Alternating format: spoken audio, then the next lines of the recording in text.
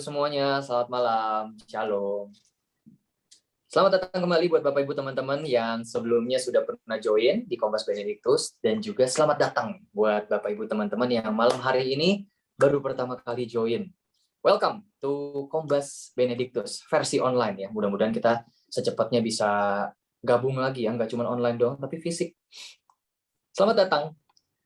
Mungkin buat yang baru pertama kali join, kita kenalan dulu kali ya. Salam kenal, nama aku Queen. Aku salah satu host di Kompas Benediktus. Aku di Paroki Regina Coeli di Jakarta Utara.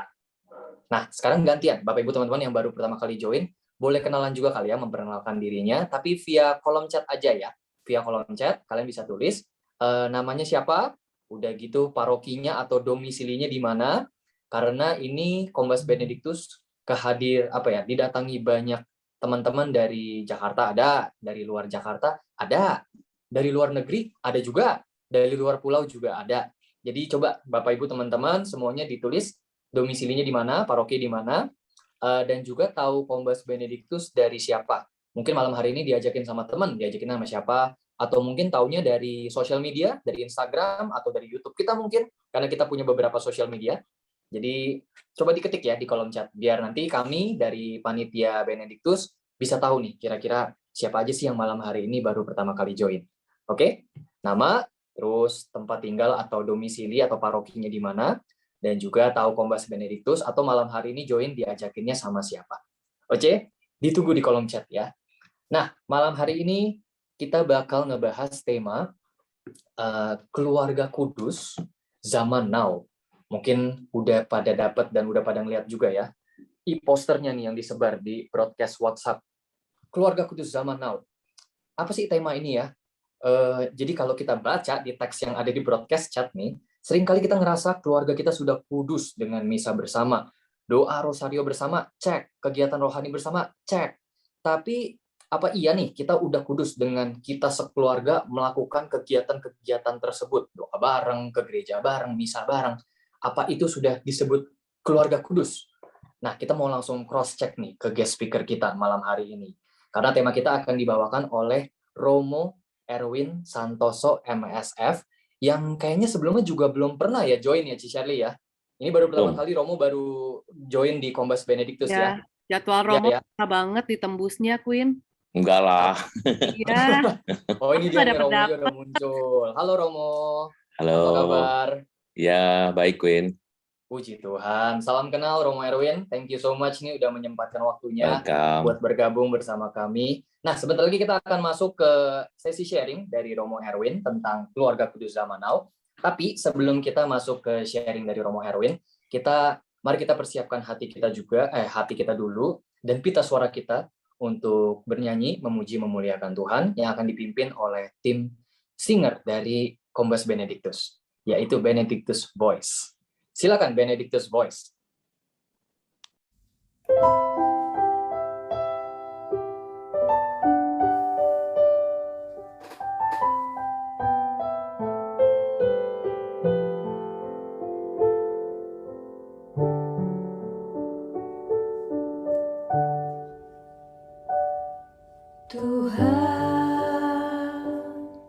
Jadikanlah aku pembawa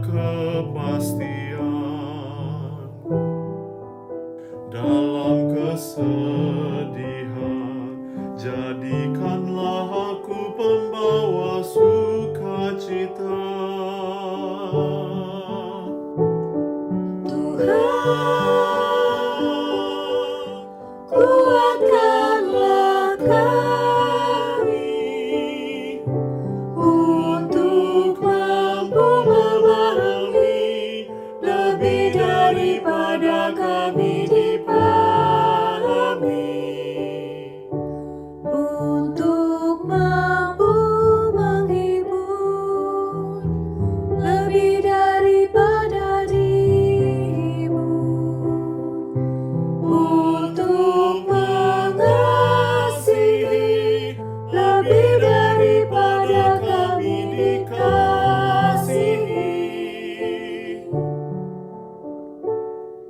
Dengan memberi, kami menerima. Dengan mengampuni, kami juga diampuni. Dengan menyangkal diri, kami temukan hidup baru. Dengan mati suci, kami dilahirkan dalam hidup kekal.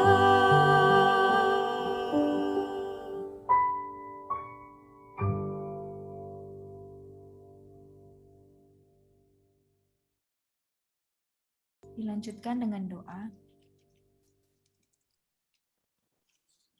Selamat malam Romo Erwin, Bapak, Ibu, dan teman-teman sekalian. Marilah kita bersatu dalam doa. Dalam nama Bapa dan Putra dan Roh Kudus. Amin. Selamat malam Bapak. Terima kasih atas penyertaan-Mu sepanjang hari ini. Terima kasih atas kesempatan yang Kau berikan kepada kami, sehingga kami semua boleh kembali berkumpul bersama di dalam Zoom online Kombas Santo Benediktus. Bapak, sebentar lagi kami akan mendengarkan pengajaran dengan tema Keluarga Kudus Zaman Now yang akan dibawakan oleh Romo Erwin. Curahkanlah Roh Kudus-Mu dan rahmat-Mu atas Romo Erwin, sehingga apa yang akan disampaikan oleh Romo Erwin adalah sungguh berasal daripada-Mu. Juga berikanlah Romo Erwin kesehatan dan penyertaan dalam setiap karya pelayanannya dimanapun Romo Erwin berada. Bukalah mata hati dan telinga kami ya Bapa, agar kami bisa memahami, meresapi, dan menerapkan pengajaran malam hari ini ke dalam kehidupan kami. Bapa, beracaralah pada malam hari ini dari awal, tengah, hingga akhir, sehingga pengajaran yang kami terima bisa lebih menumbuhkan iman dan kepercayaan kami. Berkatilah juga teman-teman kami yang belum bisa hadir pada malam hari ini. Kiranya Engkau senantiasa menyertai dan memberkati mereka dalam kegiatan mereka masing-masing. Doa ini kami panjatkan demi Kristus Tuhan kami. Amin. Dalam nama Bapa dan Putra dan Roh Kudus. Amin. Amin. Thank you Steph doanya, thank you juga Benedictus Voice untuk suaranya yang merdu. Selamat malam Bapak Ibu teman-teman semuanya, selamat bergabung di Kombas Online Santo Benediktus. Aku cek dulu nih, sekarang udah ada 90 partisipan, tapi yang videonya nyala nggak nyampe 20 kayaknya. Jadi Bapak Ibu teman-teman yang kalau bisa, nggak maksa sih, cuman kalau bisa nyalain videonya ya, biar Romo Erwin nggak ngomong sama profile picture kosong. Layarnya hitam, terus ada 2 bulletin. Biar ngelihat muka kalian ya, jadi kita bisa saling tatap muka. Oke? Sebentar lagi kita akan masuk ke sesi sharing dari Romo Erwin. Tema hari ini adalah Keluarga Kudus Zaman Now, Keluarga Kudus Zaman Sekarang ya. Jadi Bapak Ibu teman-teman, nanti selama sesi sharing, kita akan mute semua mic-nya. Terus kalau ada mungkin punya pertanyaan yang mau ditanyakan seputar sesi yang akan Romo Erwin bawakan, nanti bisa diketik di kolom chat dulu ya. Selesai sesi sharing dari Romo, nanti kita baru masuk ke Q&A. Di situ aku akan bacakan pertanyaan dari Bapak Ibu dan teman-teman. Oke? By the way, Romo, aku benar kan ya panggilnya Romo Erwin ya? Benar. Benar ya? Oke. Romo sudah siap? Sudah. Sudah? Baiklah. Waktu dan tempat dipersilakan. Romo Erwin. Ya. Thank you. Ini saya panggilnya apa? Range-nya dari yang ditulis sama sekretaris saya, katanya umur 25 sampai 45. Oh, berarti ya masih terhitung muda lah ya. Masih orang-orang muda gitu. Saya nggak tahu.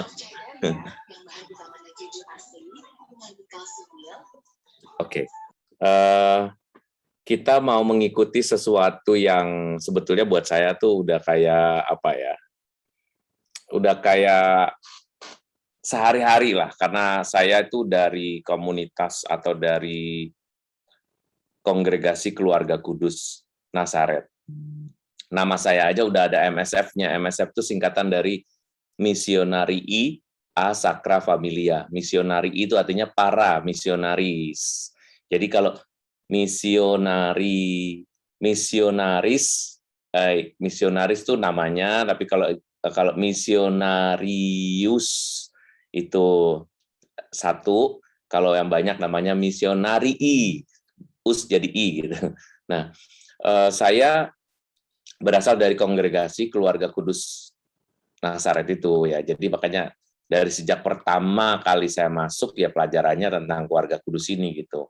Nah, kalian kira-kira mau belajar tentang yang mana nih ya? Tapi saya tahu bahwa maksudnya tuh bagaimana sih membangun keluarga atau bagaimana menjadi pribadi seperti keluarga kudus. Nah, kalau mau menjadi pribadi seperti keluarga kudus, sebetulnya yang paling gampang itu adalah kalau kita mengetahui dulu siapa itu keluarga kudus. Anyway, waktu saya berapa menit ya, Queen? Waktu Romo, sesuka Romo. Lu jangan suka. Ya, speaker adalah raja di sini, Romo. Ya. Oke, kira-kira ya. Kurang lebih 45 menit ya? Hah? 45 menit. 30, 45? Ya, sebenarnya bebas sih, tapi kita kurang lebih selesai di range 9.15, 9.30 itu kita selesai termasuk Q&A. Oh, oke. Ya, oke kalau gitu ya. Tapi kata Romo katanya susah dipanggil nih, jadi kayaknya kita bakal stay deh mau sampai jam berapa aja. Oke. Romo. Saya bisa kira-kira ya. Oke. Jadi gini ya. Sebetulnya kalau mau dilihat kita mesti lihat dulu inilah. Sekarang saya tunjukin dulu presentasi ya, tapi selanjutnya nanti saya akan ngobrolin soalnya kalau ngomong tanpa presentasi itu kayaknya kurang formal gitu. Saya sih sebetulnya nggak anti formalitas sih. Oke. Nah, bagaimana kita bisa mengikuti teladan keluarga kudus di zaman now atau di zaman dulu, zaman besok itu sebetulnya sama aja ya. Tapi terutama di zaman sekarang. Nah, ada satu kalimat dari Tuhan Yesus yang mengatakan kamu adalah garam dunia. Jika garam itu menjadi tawar, dengan apakah ia diasinkan? Dengan apakah ia diasinkan? Tidak ada lagi gunanya selain dibuang dan diinjak orang. Kamu adalah terang dunia. Kota yang terletak di atas gunung tidak mungkin tersembunyi. Maka jangan menyembunyikan diri ya. Jadi dari ayat ini mau dikatakan tuh semua kebaikan tuh nanti yang kita pelajari dari keluarga kudus itu adalah sesuatu yang harus ditunjukin. Orang-orang Katolik ini adalah orang-orang yang paling malu ya. Karena kita itu belajar dari memang dasarnya menurut saya, menurut refleksi saya sih pribadi ya. Kenapa orang-orang Katolik itu begitu kayak bijak, kayak adem ayem, cerdas, tapi juga gerakannya dikit gitu loh. Artinya tuh kalau anak-anak mudanya juga membuat gerakan juga nggak sebanyak teman-teman dari gereja-gereja lain gitu. Kita itu kalau mau buat apa-apa malu-malu, harus yang terencana, terprogram, itu betul, itu benar. Tapi fleksibilitas itu buat kita menjadi sesuatu yang perlu terus-menerus diperjuangkan gitu. Padahal kan gerakan kalau misalnya gerakan anak-anak muda harusnya ya diawali dengan apa yang ada gitu, apa yang ada dalam jiwa muda kalian supaya mewarnai gereja juga gitu. Nah, kalau sesuatu yang kita punya itu adalah sesuatu yang baik, harusnya ya tunjukin kemana? Tunjukin ke orang-orang yang berada di sekitar kita gitu. Ini aja saya sedang menjadi juri untuk program Klasi Racing Praise ya, yaitu kayak Indonesian Idol-nya itulah Katolik gitu. Nah itu aja baru tuh. Untuk pertama kalinya, bayangkan, untuk pertama kalinya ada lomba nyanyi para penyanyi Katolik tuh lucu juga sih namanya semua pakai nama baptis gitu. Karena biasanya kan enggak kan. Nah ini baru sedang nih nanti tanggal ditentukan. Saya menentukan dari 60 ke 10 itu baru hari Minggu nanti. Nah ini saya sedang. itu aja kudu lama gitu loh, kudu harus ada ini dulu, itu apa dulu gitu. Kadang-kadang kita harus belajar untuk seperti ini ya. Saya senang banget kalau ada proyek seperti proyeknya saya sebutnya ya, atau komunitas seperti Benediktus ini ya, yang baik kebanyakan orang-orang muda gitu. Saya juga sebetulnya mendampingi komunitas yang mungkin teman-teman di sini ada juga yang ikut ya, di komunitas JP2 ya, atau John Paul II. Nah, di situ juga terhitung muda lah. Muda itu ya seperti kalian ini 25, tapi kayaknya sih hampir mirip ya, tapi kayaknya lebih muda dikit ya. Karena batas atasnya itu kayak menjelang 40 gitulah. Nah, komunitas-komunitas yang begini ini dibutuhkan banget gitu untuk membuat gereja Katolik itu menjadi muda, gereja Katolik itu menjadi apa ya? Jadi penunjukan giginya gitu loh. Karena orang-orang tua udah terbiasa dengan gaya diam, dengan gaya sopan yang nggak bisa jadi now gitu loh, sulit menjadi now. Lagu-lagu kita itu kan sulit menjadi now kan. Salah satu yang bisa menjadi now itu misalnya jadikan hatiku sucikan hatiku dengan itu lagu itu udah diandalkan tuh itu nunggu sampai 20 tahun dulu baru nanti muncul lagu baru lagi. Ya kan? Siapa yang mau meneruskan gitu, siapa yang mau membuat ini gitu ya. Kalau saya tuh terdorong begitu. Cuma kan ketika ini kan tahun ke-11 buat saya berkarya di kerasulan keluarga nih. Paling lama dalam sejarah ya, karena biasanya cuma 3-4 tahun pindah gitu. Ini saya udah tahun ke-11. Jadi saya selalu membuat pembaruan. Pokoknya hampir tiap tahun saya akan tiap tahun loh, nggak nunggu sampai ini. Hampir tiap tahun saya akan membuat satu program baru. Salah satunya kalau kalian nanti mau nikah, kalian pasti akan ikut program saya, yaitu program MRT, ya kan? Ingat tahu kan? Atau kalau kalian lagi pacaran, kalian juga harus ikut program yang harus ikut program itu harusnya bukan keharusan ya, tapi program yang sebetulnya sudah mulai go internasional, yaitu program Discovery gitu ya. Nah, Discovery itu juga program yang kami usung supaya pacarannya nyambung, supaya benar-benar nanti kalau membangun satu kehidupan keluarga jadi keluarga kudus deh gitu deh, yang suci, yang tinggi, yang theoretical ini tetapi jadi nyata gitu loh. Kenapa? Karena kita perlu tahu siapa jodoh kita, siapa orang yang akan kita kawini, siapa orang yang akan sampai mati hidup sama kita gitu. Nah, itu penting. Nah, saya buat itu. Nah, maka pesan saya pertama-tama sebelum saya lupa adalah jadikan komunitas ini jadi komunitas alternatif yang membuka wawasan kaum muda gereja Katolik juga, supaya tahu bahwa kalian itu bisa membarui dunia dengan dunia sekitar, dunia Katolik di Indonesia dengan cara itu. Apalagi kita hidupnya di kota Jakarta ya, menjadi barometer lah gitulah bagi yang lain. Nah, saya ingin ini harus diturunin sedikit. Bentar. Nah, dari ayat yang lain, lagi pula orang tidak menyalakan pelita lalu meletakkannya di bawah gantang, melainkan di atas kaki dian sehingga menerangi semua orang dalam rumah itu. Jadi terang. Orang-orang Katolik itu punya kebiasaan yang misalnya doa juga susah ya kan. Tadi itu yang pendoa tuh bagus tuh, saya suka tuh ya. Doanya tuh pasti pernah ikut karismatik tuh, saya tahu misalnya. Yang paling yang begitu-begitu tuh harus dikarismatikin dulu baru bisa berdoa. Tapi kalau murni maksudnya mengikuti gereja konvensional gitu ya. Gereja konvensional pasti doanya juga agak formal gitu ya.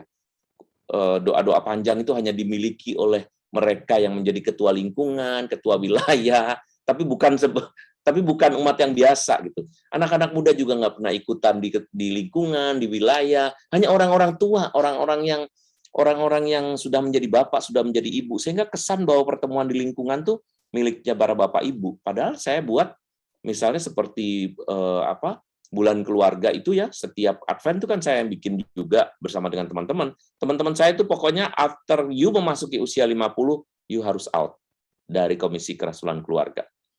Saya hanya menerima Komisi Kerasulan Keluarga itu hanya menerima orang-orang dari 25 tahun ke atas. Sampai batas usia 49 tahun. Supaya apa? Supaya muda. supaya nanti bekerjalah dimulai di paroki atau di mana, tapi bukan di komisi. Karena komisi itu tempatnya untuk memikirkan atau tempatnya untuk merencanakan satu modul-modul yang akan membarui gitu. Nah, maka kalau saya muncul latihan berdoa, coba latih. Kalau Benediktus ini ada satu kali ya pertemuan tuh latihan berdoa gitu loh. Karena berdoa itu sebetulnya adalah skill. Kamu sebetulnya tuh bisa berdoa. Berdoa misalnya kayak sekarang nih, gini. Sekarang nih ya, detik ini, apa yang akan kamu doakan misalnya?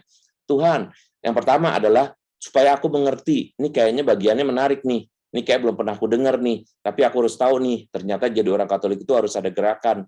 Ternyata harus jadi orang Katolik itu harus menjadi terang. Ternyata jadi orang Katolik itu nggak bisa diam-diam aja. Ternyata jadi orang Katolik itu harus kreatif. Di otak kita itu. Lalu yang muncul di dalam doa kita adalah Allah Bapa yang Maha Baik. Kami mengucap syukur atas pertemuan ini. Tuhan, bentuklah kami supaya kami menjadi orang Katolik yang sejati, yang berani merencanakan hal-hal yang baik, hal-hal yang baru, yang menerangi, yang membuat kami menjadi seorang Katolik sejati dan menjadi terang, karena memberi inspirasi bagi banyak orang. Doa ini kami panjatkan dalam nama Yesus Kristus Tuhan kami. Amin. Selesai. As simple as that. Tapi apa yang kamu doakan di dalam otak kita kalau kita mau berdoa nih, kita tuh maksudnya Katolik ya. Apa yang kita doakan? Allah Bapa yang Maha Baik, kami mengucap syukur atas pertemuan malam hari ini, di mana, udah mulai di mana tuh kalau udah saya, wah ini bakalan cerita nih, bakalan cerita proses deh, bakalan ngulangin lagi. Di mana kami akan ini dan sesungguhnya kami akan berkatilah kami supaya dengan rahmat-Mu, nggak selesai-selesai gitu, menurut saya tuh kayak lambat ya jadinya. Nah, jadilah terang, itu yang saya maksudkan. Sebelum saya ngomong tentang yang lain, itu ditangkap dulu. Demikianlah hendaknya terangmu bercahaya di depan orang, supaya mereka melihat perbuatanmu yang baik, dan memuliakan Bapamu yang di sorga.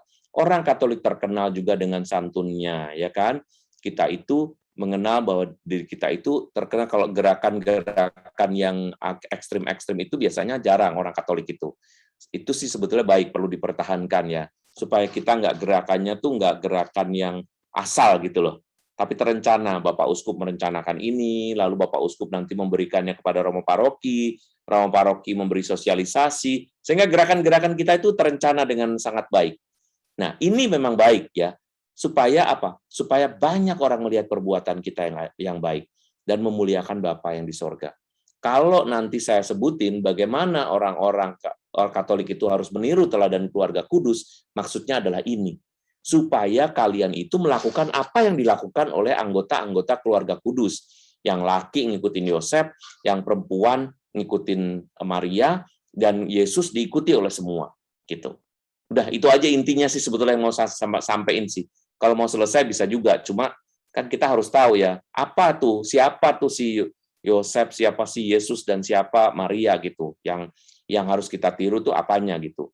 Nah, mari kita lihat tentang keluarga kudus. Ini adalah teladan keluarga, namanya juga keluarga ya kan, dari judul kita tahu bahwa ini tuh berarti dalam konteks keluarga. Keluarga berarti apa?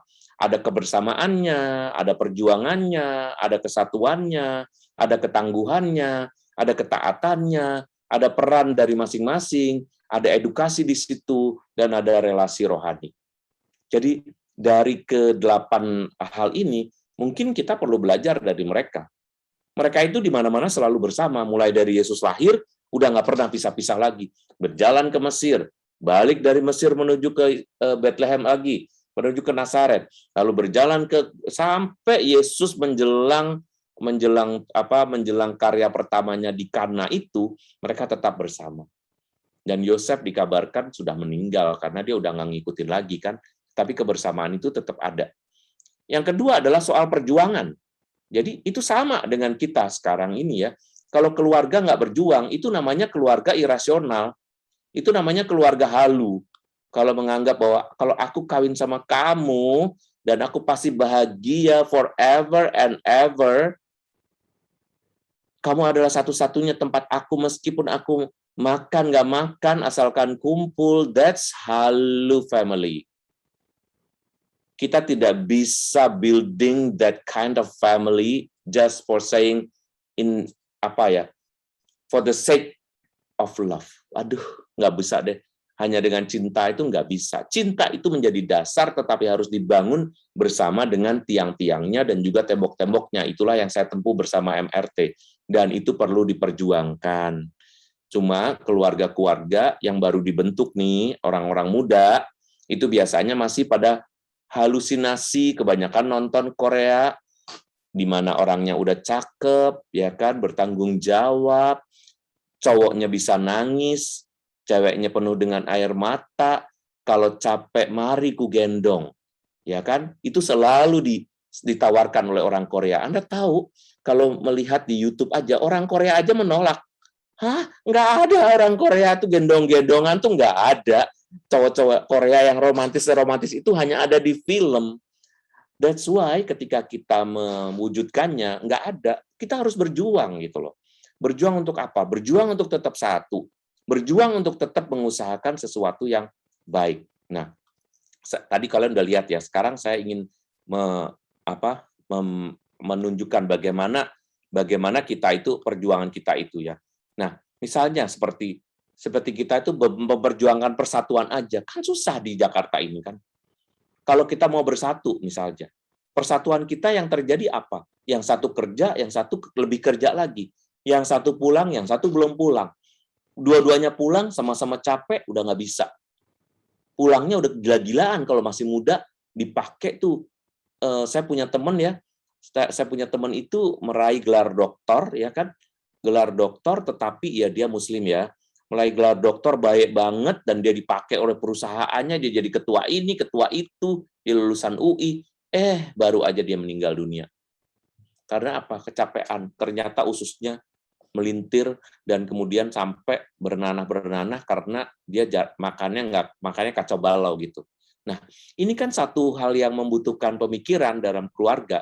Nggak seindah pada saat kalian menunjukkan cinta melalui pacaran dan melalui janji-janji di kala kalian masih muda gitu loh. Nah, itu keluarga yang asli. Keluarga Kudus juga ngalamin hal yang sama.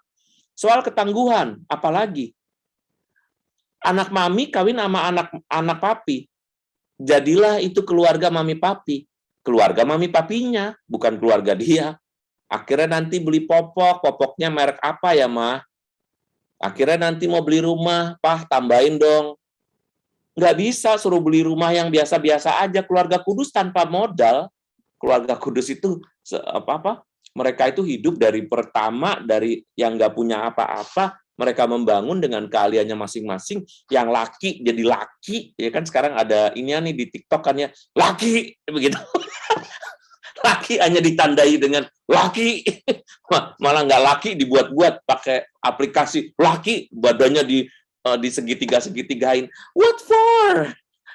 We are not in TikTok. This is reality. Joseph didn't do that gitu. Joseph melakukan sesuatu yang lain. Dia menjadi laki-laki yang bertanggung jawab meskipun tidak pernah menghamili Maria. Kebalikannya sama orang sekarang. Hamilin dulu, tanggung jawab belakangan. Ya kalau suruh hubungin sama Yosef ya kejauhan lah, ya gak sih? Ngajakinnya, lu kalau cinta sama gue test drive. Hah? Test drive? Saya pernah mengadakan discovery, kemudian saya bertanya, seks sebelum nikah, raise your hand if you say okay. Raise your hand if you positively agree. 100%. Amazing nggak? 100%. Saya tanya, kenapa? Salah satu jawabannya tadi itu test drive. Kan dalam gereja Katolik dibilang, saya udah baca, entah kalau dia nggak punya anak, dia bisa diceraiin. Lu baca dari mana? Saya bilang dari hukuman lagi. Dari hukum mana nggak bisa punya anak? Itu mah hukum itu kali hukum dari rimba kamu. Saya bilang hukum gereja Katolik nggak punya anak terusin lanjut sampai mati. Yang itu tuh kalau kamu impoten baru ini, baru kamu nggak boleh. Nah kan itu kan jadi harus test drive. Test drive yang kamu maksud coba jelasin kebaikannya test drive. Saya bilang gitu. Lalu dia jelasin dengan segala macam rasionalisasi. Kita harus tahu bahwa ini. Jadi maksud lo saya sederhanakan ya. Kalau enak terus, kalau nggak enak nggak terus. Mereka mulai kehilangan akal. You jangan bohong sama saya bilang. Saya tahu jalan pikiranmu. Kalau orang merasionalisasi sesuatu itu karena tujuannya Karena kan di situ kan ada pasangannya kan. Jadi kalau dia bohong kan pasti ketahuan. Saya pisahin yang laki di sebelah kanan, yang perempuan di sebelah kiri. Jadi mereka nggak bisa bohong. Kalau mereka bohong nanti bohong nggak? Kayak gitu misalnya. Udah melakukan. Nah akhirnya bohongnya ketahuan, maka terpaksa mengakui 100%. Paling sedikit itu 60%. You can imagine ya bahwa kelakuannya begitu. Jauh banget sama Yosef. Yosef itu disuruh mengakui Maria, mengangkat Maria sebagai istri tanpa dia menghamili, tanpa dia tanpa pernah berhubungan badan, bahkan sampai Yesus lahir dikatakan kan tidak ada hubungan seksual itu. Nah kan beda kan. Soal ketaatan sama aja. Taat nggak sama peraturan bersama? Oke ya, sesudah ini ya ingat ya kalau kita kalau zaman sekarang nih misalnya, kalau misalnya nanti kalau ada apa-apa jangan ada dusta di antara kita ya. Ya, Bruri aja udah meninggal, lagunya baru diucapin sekarang. Jangan ada dusta di antara kita. Semua password lagi. Ya kan? You pakai password. Kalau dilihat, nih kalau saya nanya, nih kebanyakan perempuan pasti ngasih HP-nya ke saya. Romo, kok HP saya nggak bisa ini ya Romo? Mereka tuh percaya bahwa saya tuh nggak tahu deh isu dari mana. Saya tuh tahu, pokoknya kalau ada ini, pokoknya kalau saya nanya, ya bapak-bapak nih, ibu-ibu, kalau banyakan yang udah ya 40 tahun ke atas deh, ini kok nggak bisa ya gini-gini yang gaptek-gaptek tuh kalau ibu-ibu langsung dikasih. Ini Romo ininya, coba saya lihat passwordnya, itu aja Romo passwordnya ini disebutin. Tapi kalau nanya bapak-bapak, misal meskipun dia nggak tahu ininya, ya Romo sebutin aja gimana caranya. Nggak ada yang mau nunjukin nyerahin HP-nya gitu. What's wrong with this? Gitu ya. What's happening with you? Kamu tuh kenapa gitu loh. Nah, ini yang cowok-cowok di sini harusnya bertanya, kenapa sih YouTube kok punya banyak banget rahasia? Saya berpikir begini ya, kalau something yang nggak beres ada di situ, kamu nggak bakal hidup dalam terang. Tapi kalau sesuatu yang terang, kasih aja, nggak ada masalah kok. Romo, tolong jangan dilihat WA-nya, karena di situ ada ini, mungkin ada kan urusan. Ya sebagai pribadi kalau nggak konyol-konyol amat nggak mungkin lah lihat rahasia orang, dibetulin aja apa yang pengen gitu misalnya kadang mereka tuh kan yang remeh-remeh ya, Romo kok kalau foto saya selalu deket ya, oh ibu tinggal ini aja Bu, yang sebelah ini 2 kali berapa kali ini yang white cuman gitu tuh. Saya kan juga nggak mungkin buka-buka file yang lain, tapi bapak-bapak tuh takut banget. Saya ngebayangin seorang perempuan kawin sama orang seperti ini penuh dengan tipu-tipu, penuh dengan misteri. Saya sering bilang kok, kalau saya sih ngomong apa adanya. Kalau saya disuruh misa, saya khotbahin yang begini. Saya bilang, you harus akui loh, you have to admit, you do the same everywhere. Jarang sekali ada laki-laki mau nyerahin HP, itu jarang. Nah, kalau mereka ini penuh dengan ketaatan dan mereka penuh dengan keterbukaan. Ketaatan pada apa? Ketaatan pada inian bersama, ketaatan pada kesepakatan bersama. Kita jalani bersama. Kamu mengalami kebingungan, kamu hamil di luar nikah, kamu hamil dari Roh Kudus, aku juga dipanggil tanpa sebab, aku nggak ngerti, cuma karena aku keturunan Daud. Kata kan Yosef yang keturunan Daud, Maria nggak keturunan siapa-siapa, dia keturunan orang biasa aja gitu. Sehingga apa? Mereka itu benar-benar dipersatukan dalam situasi yang serba tidak tahu. Mungkin kalian akan bilang ya itu kan zaman kuno Romo, nenek kami, engkong kami, emak kami, bobo kami, semua juga begitu Romo, dikawinin suka nggak suka, tetap aja dia jadi ini kan, tapi orang dulu, orang zaman sekarang mah susah. Now, kamu harus bertanya kepada dirimu sendiri, why susah gitu loh. Kalau kamu bilang bahwa milih sendiri mudah, why you cerai? Yang ditonton Love, Fit, Marriage and Divorce. Yang ditonton happy banget, ya kan? Love of a Marriage. Yang ditonton apalagi? Ya semuanya membuat kalian menjadi susah. Kalau zaman dulu nggak ada inspirasi dari luar seperti itu gitu loh. Nah, maka peran pribadi juga menentukan nih. Peran pribadi seperti apa? Peran pribadi yang bapak berlaku seperti bapak, yang ibu berlaku seperti ibu.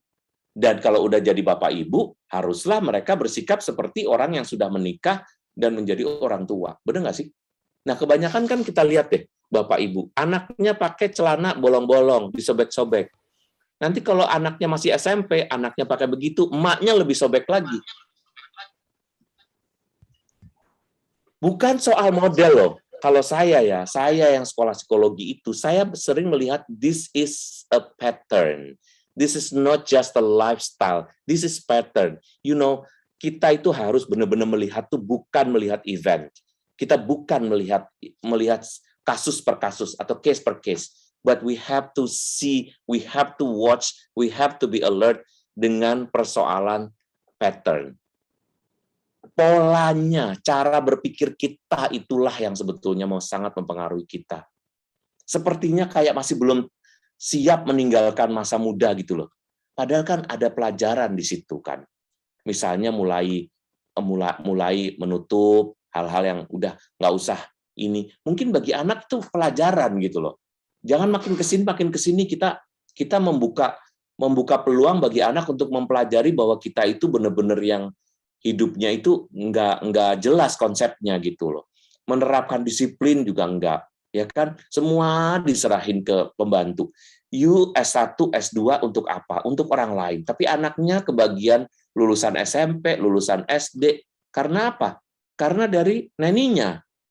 Karena dari perawatnya kan, perawatnya lulusan yang paling tinggi ya misalnya D1 dapat pelajaran mengenai perawatan anak. Jarang yang D3 atau misalnya S1 menjadi perawat kan. Jadi anakmu nggak kebagian kepintaranmu. Kebagiannya cuma ngomel-ngomel doang. Kamu tahu nggak pelajaran itu begini? Kamu kenapa nilainya ini cuma di atas sedikit dari nilai average, class average? Mom, I saw your report. Your report is only 7.0, 7.1, 7.3. And now I get 8.6. I'm even more higher than you, katanya. Udah lu jangan ngomong higher-higheran deh, gue nggak bisa. Yang penting mama taunya kamu harus di atas ini, harus begini-gini. Anaknya jawab lagi, Mam, saya lebih tinggi. Saya lebih tinggi dari nilai-nilai yang lain, katanya. Tapi nilai kamu itu masih di bawah gini. Anaknya nggak mau kalah. Akhirnya apa yang terjadi sama anak? Anaknya sebel. Karena you ngomong irrationally gitu loh. You ngomong nggak rasional karena you hanya melawan membela diri, self defensing, tetapi kamu sendiri tidak tahu bahwa itu sebetulnya you tidak melakukan hal yang sama. Tapi banyak ibu-ibu yang sederhana ya yang saya lihat itu yang nggak terlalu maju, nggak terlalu pinter, tapi dia benar-benar menerima sebagai anak, sebagai ibu, sebagai bapak. Mereka sangat dihormati oleh itu, sangat dihormati oleh anak-anaknya. Ada berapa banyak kita bisa kasih hormat? Coba teman-teman yang ada di sini mengingatnya masing-masing orang tuanya sendiri. Kalau dibilang orang tua saya tuh bisa direspek itu nilainya berapa ya? Makin bisa direspek nilainya 9. Coba nilainya berapa orang tuamu? Kalau nilainya di matamu masih 8, ya 8 ke atas, they do their best. Tapi kalau nilainya udah mulai 6 aja pakai berantem. Tanyalah kenapa begitu gitu. Ya kan? Mereka bisa jadi contoh nggak gitu ya? Edukasi. Yang lain lagi adalah edukasi. Kalian harus ingat ya. Santo Yosef itu adalah seorang tukang kayu, ingat kan? Ya kan? Nah, kalau Santo Yosef seorang tukang kayu, Yesus ketika dia datang pulang ke rumahnya di Nazaret dikatakan, oh ini ya si Yesus anak si tukang kayu itu. Berarti Yesus juga tukang kayu kan? Kalau bapak tukang kayu, anaknya tukang kayu, berarti si bapak sukses nggak mendidik anaknya? Sukses. Kenapa? Saya punya keahlian, saya turunin kepada anak saya. Nah, apa yang terjadi sama kita? Kita diundang untuk hal yang sama. Kita mempunyai undangan yang sama. Nanti kalian ingat, kalau kalian yang udah menikah, kalian harus ingat itu. Berikan apa yang baik pertama-tama kepada anakmu dulu. Dan kemudian kepada orang lain. Kalau kalian punya keahlian ini, kembangkan di rumah, tunjukin di rumah. Ayah saya itu seorang pekerja kantor juga ya, papa saya ya. Tapi dia tuh suka nukang gitu. Nukang tuh artinya senang lah. House chores, tapi terutama adalah soal building gitu loh. Memaku lah, membuat inilah, menggergaji lah apa di rumah, nanam-nanam gitu. Kalau pulang ke rumah, karena dulu pulangnya selalu jam 5, jam setengah 6 gitu ya, Dia selalu bisa pulang dan kemudian masih bisa nanam-nanam, dan kalau Sabtu dia nggak kerja tuh, dia pulang dan juga nanam-nanam, ngajakin kami ini. Saya happy banget mempunyai orang tua sesederhana ini gitu. Tidak mempunyai uang yang sangat banyak, tapi cukup saya sampai bisa kuliah sebelum masuk seminari. Tiga-tiganya kami kuliah. Menurut saya itu more than enough. Saya nggak membutuhkan dibeliin rumah juga. Saya nggak membutuhkan dibeliin apa. Saya nggak membutuhkan saya masuk dalam pekerjaan yang dia punya, perusahaan, nggak penting. Buat saya punya pilihan hidup sendiri. Tapi apa yang batas yang diberikan oleh orang tua saya cukup. Nah, kalau begitu, edukasinya berjalan. Saya pernah ya suatu ketika papa saya itu zaman dulu itu kan ada tuh, ya nggak sampai sekarang juga ada sih. Kami itu sama-sama kursus, papa saya duluan kursus bahasa Inggris di LIA gitu, Lembaga Indonesia Amerika. Nah, suatu ketika saya juga kursus di situ. Ya udah aku belajar di LIA karena diwajibkan dari sekolah saya dulu di SMA 12 ya. SMA Negeri 12. Nah, diwajibkan dari sekolah suruh di LIA. Banyak pokoknya yang di sana pokoknya harus ada kursus, saya kursus di LIA. Saya pernah satu sekolahan, satu tempat kursus sama papa saya. Akhirnya papa saya bilang gini, udah nggak ini deh, kalau kamu kursus di sini juga, Pak, kamu nanti papa ini aja, papa nanti selesai habis term ini udah nggak ini lagi deh, papa nggak usah di situ lagi, nanti kamu nggak enak, nggak nyaman kalau papa di situ juga. Aku bilang nggak apa-apa kok, aku bilang itu nggak usah, udah kamu aja lanjutin. Dia selalu mendukung kami. Jadi dia selalu memberikan peluang kepada kami. Itulah edukasi menurut saya. Sampai setua ini papa mama saya masih ada ya. Saya mengingat itu sampai sekarang, detik ini. Relasi rohani itu juga penting. Mama saya selalu bilang, sampai saya jadi romo, dia bilang begini sama saya. Kamu boleh romo bagi orang lain, tapi buat aku, kamu adalah anak.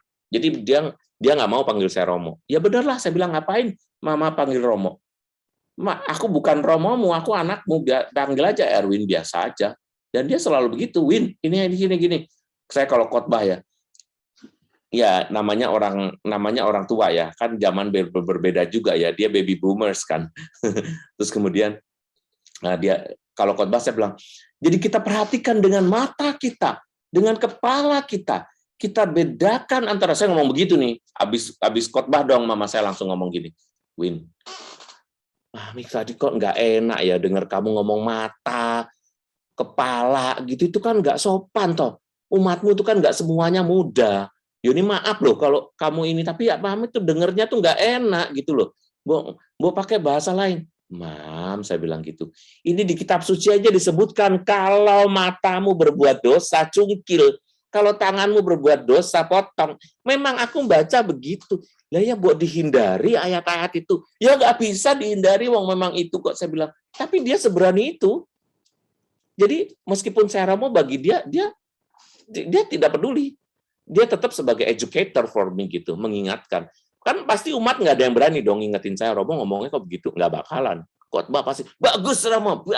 Kalau mama saya nggak, ngomongnya biasa aja, nggak usah sampai kayak gitu. Tuh nanti kalau ada orang begini, dia ngingetin gitu.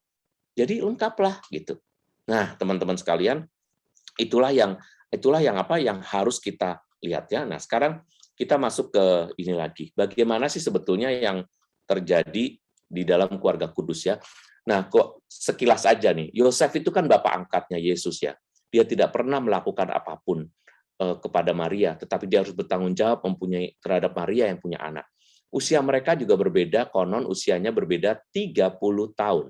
Ya, Maria itu baru menstruasi yang pertama, usianya diperkirakan 12 tahun. That's why dipanggil Maria tanpa noda, ya kan?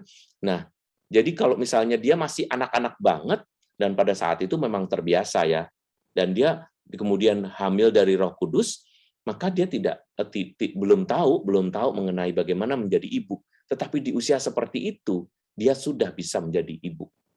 Dan Yosef sebagai bapak angkat, yang waktu itu usianya sudah 42-an ya, sekitar itu menurut tradisi nih, tidak ada dalam kitab suci, dia tetap menjadi bapak angkat yang baik. Dia tidak berencana untuk menjadi pahlawan, enggak pernah dia nunjukin ngomong apa, ngingetin apa. Kalau sebagai orang tua kan biasanya kan gini, makanya papa bilang apa, Makanya papa bilang apa? Papa kan udah bilang, kan begitu kan kalau kita kan sebel banget kalau dibilangin udah bener. Papa bilang apa? Ya udah. Ya aku kan ini, ya gitu bagus. Kan papa udah bilang. Jadi anaknya nggak pernah mendapatkan nggak pernah mendapatkan pride gitu, rasa bangga. Kenapa? Karena selalu itu kan gue udah bilang tadi gitu. Kalau Yosef enggak, dia anaknya baik ya udah. Tuh dikisahkan oleh gambar ini kan bagus sekali itu. Yesus mulai memegang di dalam usianya kecil, tapi dia tetap ngeliatin, lihat dari simbol itu kan sudah kelihatan ya. Dipanggil dalam ketidaktahuan untuk menjadi bapak angkat Yesus dan menjadi suami Maria. Dia menjalani hidup beriman, taat dengan menjadi imam dalam keluarga, karena dia nunjukin usia berapa dibawa di bait Allah untuk disucikan, untuk diberkati, dan kemudian disunatkan dan seterusnya ya. Lalu sederhana saja menjalani hidup yang penuh tantangan fisik dan batin. Dia sederhana. Dia bawa itunya juga nggak pernah ngomong-ngomong, saya udah bawa anak-anak nih, mulai dari ini saya bawa ke Mesir. Mesir itu dalam perjalanan, kalau dihitung-hitung ya, kalau dihitung-hitung dalam di Google Maps sekarang, perjalanan dari Bethlehem menuju ke Kairo, itu sekitar 870 kilo. Itu sudah ada jalanan loh, yang sekarang ya di Google Maps, you can check ya kan, kan bisa cek itu perjalanan dari situ. Tapi kan itu udah ada jalanan. Dulu kan kagak ada jalanan bis ya kan. Nah, berarti dia lewat mana? Jalanannya muter-muter itu bisa berbulan-bulan baru nyampe. Keburu Yesusnya gede kali. Dibawa dalam keledai, dengan keledai, di atas keledai bersama ibunya, dia yang jalan sendiri. Kebayang ya pulang balik loh dia begitu. Tapi Yesus nggak pernah ngungkit-ngungkit. Dia nggak pernah tuh bangkit-bangkit kalau kata orang Jakarta. Dia nggak pernah ngungkit-ngungkit, saya loh yang ini. Nah makanya nanti kita tuh belajar ya sekarang itu, kalau bikin sesuatu, katakan bahwa terima kasih Tuhan, aku sudah kau libatkan untuk melakukan perbuatan yang baik. Itu harus dibuat dari sekarang. Itu harus katakanlah itu harus jadikan kebiasaan gitu. Jangan kalau buat sesuatu tuh bikin monumen. Nanti kalau udah monumen, kalau udah jadi, itu semua orang harus tahu, this is mine gitu loh. This is mine. This is not you, this was me gitu. Oh my goodness. Sometimes kita juga jadi jengkel, kita nggak pernah dihargai juga kan. Tapi kita harus tahu bahwa semua itu kebaikan yang boleh Tuhan berikan kepada kita karena kita boleh berpartisipasi dan itu membanggakan. Di surga tuh Tuhan nggak nanya apa yang sudah kamu buat, enggak. Tuhan udah tahu kok. You buat, kalau buatnya itu sincerely dengan ketulusan, ya akan memperhitungkan. Ya, kebapaan dan lelaki sejati yang melindungi, nggak aneh-aneh. Dia nggak aneh-aneh, dia seorang kebapaan dan laki-laki yang sejati, biasa-biasa aja, ngomongnya dikit, seperti kebanyakan laki-laki ya kan, menurunkan keahlian pada Yesus. Nah, maka apa yang untuk kita sekarang nih, kalau dalam teknis dalam konsepnya begini, para laki-laki atau ayah itu diminta untuk mengandalkan Allah. Meskipun beberapa hal tidak terpahami, situasi tidak pasti, kebutuhan keluarga terus menuntut, kepercayaan kepada Allah akan membantu meringankan beban dan mengurangi tekanan. Mengurangi tekanan karena pekerjaan dan tanggung jawab. Para ayah dipanggil untuk melayani, mengasihi, melindungi, dan menjadi orang yang dapat dipercaya membawa seluruh keluarga kepada Allah. Udah diselesain dulu masa mudanya, makanya itu yang bener, yang enak, yang nyaman, nyantai-nyantai, bolongin tuh semua celana, udah pakai baju segala warna, sekarang pakainya sebelum you nikah. After you nikah berhenti pakai begitu-gituan, udah nggak usah coba-coba, nanti baru nyoba pakai visi, video call segala macem, visi sama istri orang. Kemana aja waktu masa muda, makanya pacaran yang bener, jangan sama satu orang. Minimal 2 lah gitu ya, minimal 2, tapi jangan melakukan hubungan seksual. Yang penting itu udah, jadi you bisa tebar-tebar persona ketika usiamu masih menunjukkan bahwa kamu tuh punya muka yang bagus. Ini muka udah nggak bagus lagi, kelakuan juga nggak bagus, terus yang dipilih apa dong ya kan? Anda udah jangan belaga-belaga jadi orang muda lagi gitu loh. Ini tidak memberi. Kita kalau saya sengaja, saya itu bukan penonton film seri sebetulnya. Saya menonton yang 2 film yang saya sebutkan tadi itu termasuk yang saya tonton tuh. Ya.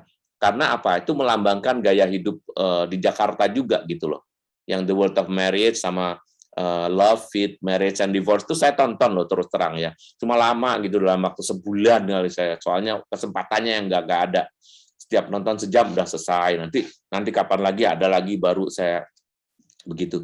Nah saya lihat, oh laki-laki ini kadang-kadang harus menahan diri seperti Yosef ini. Dan Yosef ketika memilih Maria udah berhenti, dia nggak ngapa-ngapain lagi, udah begitu aja. Gitu ya. Nah Maria, ibu Yesus, dia dikagumi banyak golongan dan banyak nama. Jadi Maria ini adalah perempuan paling populer dalam Google.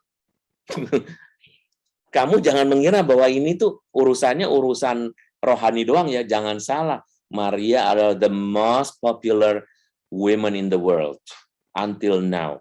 The most popular women in some religions. Dalam beberapa agama besar itu Maria adalah ibu perempuan yang terkenal. Pertama adalah agama Yahudi.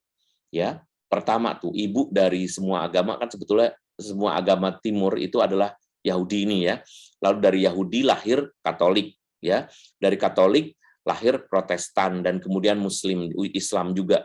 Nah, keempat agama ini sangat menghargai Maria. Sangat menghargai Maria ya. Jadi Islam pun itu sangat menghargai Maria sampai malah kalau itu ada salah satu kitab yang berisi namanya kitabnya Maryam sendiri. Sedangkan di gereja kita nggak ada, ya kan? Di agama kita malah nggak ada. Jadi dia dikagumi. Kenapa? Karena ibu yang sejati sampai akhir, selesai. Pengalaman rohani yang mendalam membuat Maria spesial di hati Allah. Are you special in the heart of God? Girls, women. Misalnya saya tanya kepada kalian, para perempuan, ini kan tadi laki-laki nih. Are you special? Gitu kan? Kamu merasa spesial nggak sih? Jangan bilang, Tuhan gimana aku mau spesial, mukaku aja nggak bagus Tuhan, ini loh Tuhan kurang glowing Tuhan, ya ampun Tuhan aku tuh pendek banget, mana ini juga cabi pipinya Tuhan, mana ini nggak simetris mukanya. Buset, Tuhan tidak memperhitungkan itu, yang ditanya sama Tuhan itu bukan itu, tetapi bagaimana kamu menjadi seorang wanita yang sejati. Wanita yang sejati seperti Maria itu apa? Dia adalah orang yang membawa sukacita kepada orang lain. Perempuan-perempuan itu kan banyak ngomongnya, benar nggak sih? Ya, oke, maafkan daku kalau daku salah ya. Tapi perempuan itu kan ngomongnya banyak, produksi kata-katanya banyak, ngelebihin joger. Tetapi yang diproduksi itu apa sih gitu loh? Kata-katamu tuh ngomongnya tuh apa sih, bermutu enggak gitu loh. Coba dong kalau misalnya memang dikasih sama Tuhan mulut yang sangat fluent gitulah, kalau bahasa Jakartanya lenjeh gitulah ya, mulutnya tuh sangat mudah untuk berkata-kata tuh, ya hiburlah kalau ada orang lagi sedih, kalau ada orang lagi susah, kalau ada orang bermasalah, gimana kabarnya, mukanya gitu banget, jangan gitu dong, Tuhan kita itu baik, ayo kita puji Tuhan, kita katakan pada Tuhan, kita bersyukur, nggak boleh begitu loh. Iya, tapi saya kan gini nih, aduh, suami saya lagi begini-begini. Jangan gitu. Kalau kita ngitung tuh jangan ngitung masalah. Itu berkat dong. Itu contoh ya. Kalau kita kan enggak. Aduh, laki saya begitu. Lah, sama laki gue juga begitu. Laki lu cuma begitu doang. Laki gue lebih parah lo, tau nggak? Ini lebih parah. Lu berapa? Laki lu cuma 1. Lumayan. Laki gue udah 6. Coba bayangin. 6. Gimana gue nggak kesel, tapi gue cuekin aja. Emangnya dia doang yang bisa, gue juga bisa. Anyway, teman-teman ya, saya itu kan setiap hari nerima konseling nih. Tapi you jangan minta nomor telepon saya dan berharap bisa konseling sama saya nih ya. Karena bukan soal ini jadwalnya ketat. Mendingan nanti kalau mau nanya di sini aja tuh, jangan nyusahin si Queen dan pengurus. Supaya apa? Supaya kalau mau tanya aja apa di sini gitu ya. Saya jabanin deh gitu ya. Batas waktu sampai jam 3 pagi. Tuh. Yang khas adalah sukacita dan duka citanya. Ia tidak pernah tahu masa depan tapi menjalaninya dengan iman. Enggak rempong, enggak pakai bahasa rempong-rempongan. Perhatiannya pada sesama, kepedulian sosialnya begitu tinggi, tetapi dia tidak membawa masalah. Kalau kita hadir, kalau rempongnya adalah kepo. Kalau kepo, udah cari gara-gara, malah bukannya tambah damai sejahtera, malah tambah bermasalah. Karena apa? Karena penyebar gosip nomor 1. Dia disebut sebagai tabut perjanjian. Kenapa? Karena membawa janji-janji Allah itulah, karena dia hamilkan, yang kandungannya adalah Yesus, dan Yesus itu berarti adalah tabut perjanjian yang membawa Roh Kudus. Ya, disebut Theotokos ya, pembawa Roh Kudus, dan Kristofora, pembawa Kristus, itu sebutannya. Jadi kalau ada nama-nama itu tuh artinya gitu. Theotokos itu ibunya Tuhan gitu, Bunda Allah gitu. Dan menempatkan Allah di pusat hidupnya. Sekarang apa yang bisa kita tiru? Para perempuan atau ibu dipanggil untuk menerima panggilannya secara tulus dan terbuka pada undangan Allah untuk semakin dewasa, menjadi tempat berteduh, teman bicara, pengajar, pembuka komunikasi, penggembira, menunjukkan pengorbanan dan cinta tanpa pamrih kepada suami dan anak-anak, dan sahabat yang pengertian bagi sahabat maupun teman-temannya. Jadi perempuan itu punya kualitas yang banyak sebetulnya. Sebagai ibu bagi semua orang, sebagai sahabat bagi semua orang. Tahan banting dia gitu loh. Mau ngurusin sampai sengurus-ngurusinnya. Kalau misalnya kalian tuh minta langsung ke Romo ya. Kalau yang minta laki-laki itu jarang selamat dah. Kalau minta Romo melayani gitu jarang selamat. Jangan yang disuruh jangan laki-laki, suruh minta Romo tolong mengisi ini, jangan dah. Kasih perempuan, pasti akan tercapai. Apalagi kalau dikasih ibu-ibu, pasti dapat apapun yang terjadi. Bu, maaf Bu, tanggal itu saya nggak bisa. Hah? Kok nggak bisa sih Romo? Aduh, sayang banget loh, padahal tuh banyak banget loh yang pengen sama Romo. Ya ampun Romo, kalau dibilang ya Romo, saya nggak bohong nih Romo ya. Ini ya, kalau yang pengen ini ibu, kamu tahu kan ibu itu dia pengen banget sampai dia bilang kalau you berhasil nanti aing undang orang-orang ini, dia bilang sampai begitu loh Romo. Ada yang saya waktu Romo itu ya, Romo di YouTube, Romo di Instagram itu, waduh itu Romo yang pada ngikutin ini pada ngikutin. Iya Bu, tapi waktu itu saya nggak bisa. Ya Romo, kamu sih gitu banget, serius Romo nggak bisa. Ya udah kalau gitu kita makan aja deh Romo. Hari Sabtu bisa nggak? Waduh Sabtu saya penuh. Ya makan siang lah, makan siang saya nggak bisa. Ya udah sore, saya jam 7 pas. Kalau gitu jam 4:30 aja Romo. Kita deket kok, cuma di pik doang Romo. Makan terus pulang. Nah di dalam makan itulah Romo, aduh Romo seneng banget Romo akhirnya bisa Romo. Dan itu wah begini sampai akhirnya Romonya takluk ngorbanin. Oke deh, yang rapat itu nanti biar saya undur, yang sama ibu aja udah. Kalau mau tahu tuh rahasianya. Tapi ya dipakailah buat kebaikan gitu loh keahliannya gitu loh. Kalau punya keahlian-keahlian lobby-lobby begitu, itu pakai buat yang benar gitu. Maria itu selalu begitu, dia datengin tuh si Elizabeth yang lagi hamil. Dan apa yang terjadi? Elizabeth sampai kandungannya melonjak kegirangan. Itu karena ibu Tuhan itu datang. Nah, itu kan simbolik ya, bahwa kedatangannya tuh nggak membuat stres gitu loh. Si Elizabeth kan stres. Ceritanya stresnya apa? Dia hamil di usia tua, sedangkan Maria hamil di usia yang amat sangat muda. Jadi mereka ini berseberangan banget gitu loh. Tetapi Maria ini membawa sukacita di usia mudanya. Ya, teman dikala orang-orang ini mengalami kesulitan, apalagi di zaman sekarang ini. Jangan suka ngompor-ngomporin orang kalau lagi bermasalah sama suaminya. Sudahlah, setiap orang kan punya masalah. Enggak, kita juga semua pembuat masalah kok. Udahlah santai aja, nggak usah dipikirin sampai begitu, apalagi cerai-cerai. Kasihan anak-anak, jangan tutup mulut, dikunci. Jangan ada kata cerai pernah keluar. Tuhan nggak suka loh. Tuhan ini beneran jangan loh. Iya tapi gini-gini, udah jangan, saya bilang beneran loh. Amit-amit gitu, buang. Itu kayak film Korea tuh juga ada buang. Ini saya lihat banyak cewek-cewek nih, jadi saya, waduh, langsung begitu saya ngomong Korea langsung muka saya sampai merah tuh, Korea mulu dari tadi. Oke, sekarang kita sampai kepada Yesus sang tokoh utama dalam keluarga kudus itu. Yesus menempatkan Bapa sebagai pusat hidup, menjadi anak dan mau mendengarkan orang tuanya, berdiri sendiri dengan teguh akan kasih Bapa, menjadi terang dan solider pada sesama, menjaga kebersamaan. Kekuasaan tidak membuat Yesus menjadi ragu dan merendahkan diri pada manusia dan juga tergerak oleh belas kasihan. Gampangnya kalau sekarang kayak apa gitu kan? Maunya kan kita ya. Nah, kita ini misalnya kita ya, saya anggap saya sebagai pribadi, saya masing-masing sebagai pribadi. Mari kita bahwa Bapa itu sebagai pusat hidup kita gitu. Caranya gimana Romo? Udah langsung aja Romo, nggak usah pakai ini yang susah-susah, yang kitab sucian, kan biasanya kita gitu. Ikutin aja semampunya, kalau lagi bisa, ikuti salah satu misa harian. Udah itu aja, you akan menjadi lebih suci. Ikutin aja, apapun yang terjadi, ikuti salah satu misa. Sekarang kagak ada alasan, waduh Romo, kalau jam itu saya nggak bisa, soalnya kalau ini ada ini, soalnya kalau ini. Ikutin jam yang paling pagi, kalau perlu ikutin di Vatikan yang jam 1 pagi. Nggak ada alasan buat kamu nggak ngikutin, karena apa? Di setiap jam ada misa sekarang. You are free to attend, ya kan? Kamu bisa ngikutin, mau ya, kalau ikut di saya jam 9 pagi, sampai saya ngambil yang tidak diambil orang. Kebanyakan kan gereja-gereja tuh setengah 6, jam 6, setengah 6, jam 6, setengah 7, jam 7 tuh udah jarang, ya kan? Nah, saya ngambil yang jam 9, di mana anak-anak udah mulai dikasih makan, udah belajar online, udah ini, ibunya mulai duduk, udah ngerapiin, udah baca, udah mandi, nah ibunya mulai duduk misa.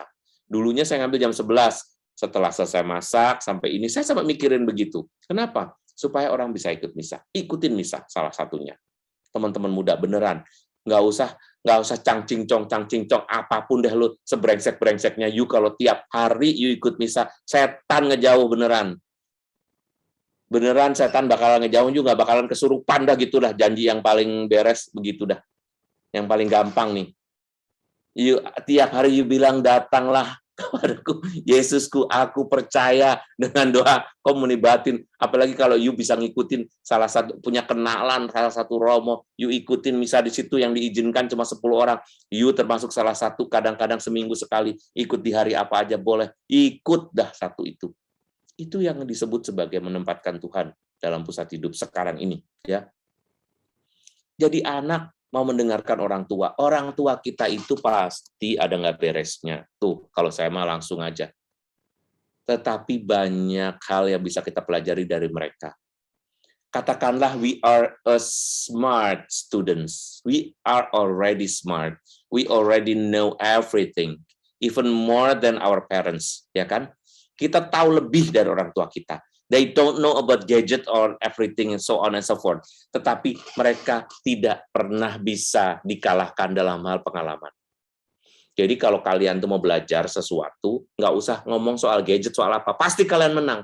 Kalian suka mengukur bahwa orang tua kalian tuh nggak ada apa-apa. Kenapa? Karena mereka itu dalam segi update, mereka itu nggak kalah sama kalian. But life is not about update. Sometimes you tidak perlu update, justru dengan mengikuti sesuatu yang lama itu, justru kalian bisa lebih baik. Mengikuti yang tradisional itu tidak seluruhnya jelek sih. Kamu bisa kok ngedengerin orang tuamu kalau ngomong, pilih aja yang mana yang bagus, dengerin aja, mereka udah seneng. Kadang menyenangkan orang tua itu dengan diem gitu loh, jangan dikasih tahu sedikit, ngocehnya lama. Yang orang tua siapa sih gitu loh. Mamahnya baru ngomong satu, Mama pengen ngomong, ya udah lama, jangan ini mah, aku lagi ini mah, gini. Ya ilah cuma pengen ngomong sebentar, ya udah ntar aja kalau aku pulang, soalnya aku begini, ada begini. Ini yang nenek-nenek siapa ya? Kan harusnya kan yang lebih tua yang banyakan ngomong, ini yang muda bisa kebanyakan ngomong karena ngejawab gitu loh. Sekarang coba memberi waktu kesempatan untuk berbicara dengan Tuhan itu melalui orang tua. Beri waktu buat orang tua berbicara, mereka akan senang sekali. Anakku sekarang udah mau dengerin, wah itu udah surga banget deh. Udah nggak usah pakai macem-macem, you didoain biar selamat, cepet dapet jodoh, begitu dah. Kalau orang tuanya udah jengkel, lupa ngedoain kamu, ngedoainnya cuma sedih mulu. Tuhan, tolong sadarkan anak saya, tolong pertobatkan anak saya. Itu kalau nggak percaya ya, lihat di YouTube saya tuh Erwin Santoso itu, kalau misa harian itu, orang tua tuh banyak ini, tolong sadarkan anak saya dari begini. Ya elah, nih anaknya jelek banget. Udah gitu namanya kesebut di situ. Tolong sadarkan anak saya ini yang begini, jauh dari Tuhan, apa. Buset. Mendingan daripada gitu, you dengerin doanya bagus. Tuhan kasih dia ini, berilah dia segera jodoh yang baik, berilah dia jalan yang terang dalam pekerjaan. Orang tua kan pasti akan memberikan sesuatu yang baik. Dengerin, ya. Jadi kuncinya adalah beri telinga. Lalu solidaritas juga kepada sesama. Nah ini kalau buat kita ya, kita diajak untuk makin mengembangkan kemanusiaan yang adil dan penuh belas kasih kepada mereka yang menderita. mengajak semua orang mengenal Bapa yang baik melalui hidup dan teladan. Hidup yang penuh arti adalah yang menunjukkan betapa dekatnya Allah kepada manusia di dunia ini. Kasih-Nya tampak nyata dalam tindakan dan perilaku kita, dalam berpikir, merenungkan, memutuskan, melakukan aksi keberpihakan kepada yang KLMTD, yang dilanda kesulitan akibat pandemi. Ya, sesimpel itu ya, meskipun tidak mudah dilakukan, tetapi kalian punya jiwa keberpihakan dulu. Salah satu orang yang lemah di dunia ini itu adalah siapa? Adalah orang tua kita. Sekuat apapun, segalak apapun orang tua kita itu sebetulnya mereka lemah. Ya, jadi kita harus menyadari. Saya kadang kalau menyadarkan anak untuk ini, aduh mama saya mah galak banget, nggak bisa dilawan, dah pokoknya dia ngatur apa-apa. Tapi sebetulnya kita tuh harus pity on them loh, bener loh. Kita harus kasihan loh sama mereka tuh. Mereka tuh ada yang, mereka tuh mungkin ada yang sudah mulai apa ya, post power syndrome gitu ya. Mulai merasa kesepian karena anak-anaknya sibuk-sibuk sendiri gitu. Jadi pahamilah orang tua dan berikanlah kepada mereka itu perhatian gitu. Baru sesudahnya you memberi perhatian kepada orang lain. Orang lain tuh ya yang KLMTD, kecil, lemah, miskin, tersingkir dan difabel lah, apalah istilahnya banyak ya kan. Tapi intinya begitu. Mumpung kita masih muda, kalau misalnya kalian belum menikah, itu belum ada tanggungan, jangan terlalu memikirkan masa depan, membikin rumah ini, tanah seluas ini, jangan nonton Boy William mulu, itu nggak bagus, beneran. Ya, itu cuma mempertontonkan kekayaan, you nanti halu, bayangannya harus begitu, punya lapangan tanah sendiri, punya apa sendiri, itu apa sih gitu loh, kalau buat saya loh ya, itu bener-bener yang membuat kita itu jadi harapannya tuh terlalu tinggi. Akibatnya apa? Kita nggak memberi perhatian pada dunia kita sekarang. You have to live on the now gitu loh. At the present gitu. Present time itu sekarang ini gitu loh. Kita lupa memberi itu. Kadang-kadang ngebeliin orang tua makanan, bawain dari kantor, makanan apa dikit. Waduh, itu udah bikin terenyuh, udah bikin bahagia. Meskipun orang tuamu mungkin punya duit gitu loh. Mungkin lebih kaya, tapi berilah perhatian. Dan apalagi untuk orang-orang yang miskin, biasanya kelompok kaum muda ini dengan gerakan-gerakan sosial, gerakan kemanusiaannya tuh hebat-hebat ya. Seperti yang saya contohin ya, tadi John Paul II tadi JP2 ya, saya ngumpulin dana buat salah satu tempat di Gubuk Purwodadi sana, di mana ada satu desa tuh semua Katolik. Desa sebelahnya tuh langsung nggak ada Katolik satupun. Tapi dia kan kena COVID sekarang ini kan. Nah, kena COVID itu saya ngumpulin dana. Yang ngumpulin dana itu dari dikit-dikit. Dari mereka itu bisa dapat loh 43 juta. Malah nominalnya tuh paling ini. Dari kumpulan maksudnya, atas nama JP2 gitu. Jadi, kalian itu, jiwa muda itu adalah jiwa yang paling solider. Salah satu keunikan tuh bukan hanya kebebasan, tetapi solidaritasnya. Kenapa? Karena masih belum ada tanggungan. Nanti kalau udah ada tanggungan, kita mikirin anak, mikirin apa, mumpung masih muda, berbuatlah sesuatu yang baik. I think that's enough for the Holy Family. Now, become holy as you live longer. Dan sekarang ini kita masih diberi kesempatan sama Tuhan untuk menjalani masa-masa ini dengan senang. Kalian masih dibiarkan hidup. Itulah cara yang terbaik untuk kita menjadi pribadi yang menyenangkan. Tuhan memberkati. Sekarang saya menunggu kalian berkomunikasi dengan saya. Thank you, Queen. Thank you, Romo. Ini sih kalau si Romo Erwin sampai jam 10 juga nggak keberatan ya. Sampai jam 10 cerita, baru kita masuk ke Q&A. Ceritanya seru. Nanti saya jawabnya sepanjang itu kok, satu pertanyaan sejam-sejam. Tadi sampai jam 3 ya katanya ya. Mau kalau boleh tanya, mau kepo dong. Lagi itu jadi Romo ditentang nggak sama orang tua? Biasanya Ditentang, karena saya bilang tadi, saya disuruh sekolah yang benar ya. Sebenarnya ya, saya menunjukkan bahwa saya sekolah, saya kuliah juga, saya udah SE baru masuk. Nah, jadi begitu saya mau ujian skripsi itu, saya langsung panggilan itu muncul sama saya. Jadi saya udah nggak mikirin lagi nih pada saat saya menjadi seorang calon sarjana waktu itu tuh saya udah berpikir saya masuk seminari. Buat saya bukan nothing, tapi it was something menjadi sarjana. Tetapi buat saya kok saya merasa kosong kalau hanya mengikuti mengikuti kesarjanaan saya, membayangkan saya harus bekerja, menjadi orang biasa dan hidup untuk saya sendiri, dan someday saya menikah dengan seseorang. Buat saya loh ya, as a person, this was my personal gitu. Nah, itu tuh menurut saya tuh sesuatu yang buat saya bukan saya gitu. Maka saya memutuskan waktu itu juga ya untuk terus nggak disetujui. Itu saya berjuang 2 tahun ya, sampai papa saya sih no problem sih. Papa saya soalnya yang penting mama saya bahagia gitu. Tapi mama saya beneran menentang sampai kayak kadang-kadang linglung gitu. Nggak ada papa, tiba-tiba iya, nggak ada papa, kadang-kadang ngajak papa saya naik mobil ke Salatiga, ke Jogja gitu ya. Hanya untuk nganterin sendal, nganterin apa gitu. Udah gitu balik lagi gitu. Langsung ke Jakarta lagi gitu. Saking dia kan berasal dari rasa sayang ya kan. Artinya tuh bukan dari saya nggak bisa jadi sumber nafkah atau apa, bukan, tapi dari rasa sayang gitu loh. Dia nggak bisa hidup terpisah, karena saya anak yang pertama yang meninggalkan. Saya anak nomor 2, tapi saya anak yang pertama yang ninggalin rumah. Kayak belum bisa ngerelain anaknya gitu ya, Mo ya? Iya, tapi akhirnya setelah 2 tahun menjelang saya kaul pertama itu dia udah oke. Dan sampai hari ini paling pendukung utama lah. Supporter. Oke. Tadi berarti cerita pas Romo sharing itu ada semi curhatnya tuh harusnya ya. Oh, curhat banget. Curhat banget ya. Oke, Mo. By the way, Bapak Ibu, teman-teman, sekarang kalau ada yang mau bertanya bisa chat di ini ya, di kolom chat ya. Karena udah masuk sesi Q&A, jadi aku akan bacakan pertanyaan teman-teman, Bapak Ibu yang masuk di kolom chat. Aku akan mulai dulu. Ini udah ada beberapa pertanyaan yang masuk nih, Mo. Aku bacain ya. Ya. Yang pertama mau tanya, apakah orang Katolik harus ikut gerakan karismatik dulu baru bisa berdoa spontan dengan fresh? Oh, ini kayak yang tadi Romo bilang di awal tuh ya. Kalau iya, kenapa demikian? Apa rumusnya? Kalau tidak, bagaimana caranya supaya bisa berdoa yang tidak membosankan? Terima kasih. Tadi sebetulnya kalau saya tuh udah tahu pertanyaan ya, saya kan ahli nujum ya, jadi saya udah tahu pertanyaan you kayak apa gitu. Saya sebutin kan, tadi berdoa tahu nggak sih? On the spot loh.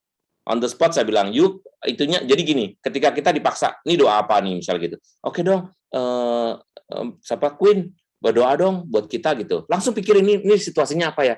Situasinya BKSN misalnya, wah lagi pertemuan lingkungan nih, BKSN. Kita belajar kitab suci, oh ya sebentar ya, tapi mari kita tenangkan diri kita sebentar. Nah, kita pikirin tuh, ini BKSN, mendengar suara Tuhan, mendengar firman Tuhan, hati yang tenang, cinta kitab suci. Udah, itu aja pegang, udah, doa. Mari kita berdoa, Bapa yang Maha Baik, kami mengucap syukur atas bulan kitab suci ini. Berkati kami agar mencintai kitab suci, mencintai firman-Mu. Berkati kami agar kami juga mampu mendengar firman-Mu dan menjalankannya. Semoga pertemuan ini memberkati kami demi Kristus Tuhan dan pengantara kami. Amin. Selesai. Even less than 1 minute. Doa yang baik itu begitu. Doa yang tidak baik itu kata Tuhan Yesus, ngapain kamu doa panjang-panjang? Kamu doa di jalan-jalan panjang-panjang lagi seperti orang yang tidak mengenal Allah. Coba. Kalau kita doa, jadi you pikir bahwa berdoa yang bagus itu adalah yang panjang dan bagus. Engkau Tuhan, Engkau yang memberi segala sesuatu kepada kami. Engkau yang memberi kehidupan kepada kami. Dan tidak ada sesuatu pun yang akan jauh dan tidak terjadi. Semua kehendak-Mu, semua kata-kata-Mu akan terlaksana dan akan tergenapi. Engkau Tuhan kami, Engkau melingkupi kami. Gue juga bisa doa kayak begitu. But that was not my prayer gitu loh. Jadi, apakah harus ikut dalam karismatik? Kalau saya begini, ambillah karismatik itu juga Katolik ya. Karismatik itu juga sudah sejak tahun 79 menjadi bagian dari katolisitas kita gitu. Kenapa? Karena banyak kongregasi-kongregasi seperti kongregasinya Romo Yohanes misalnya begitu ya.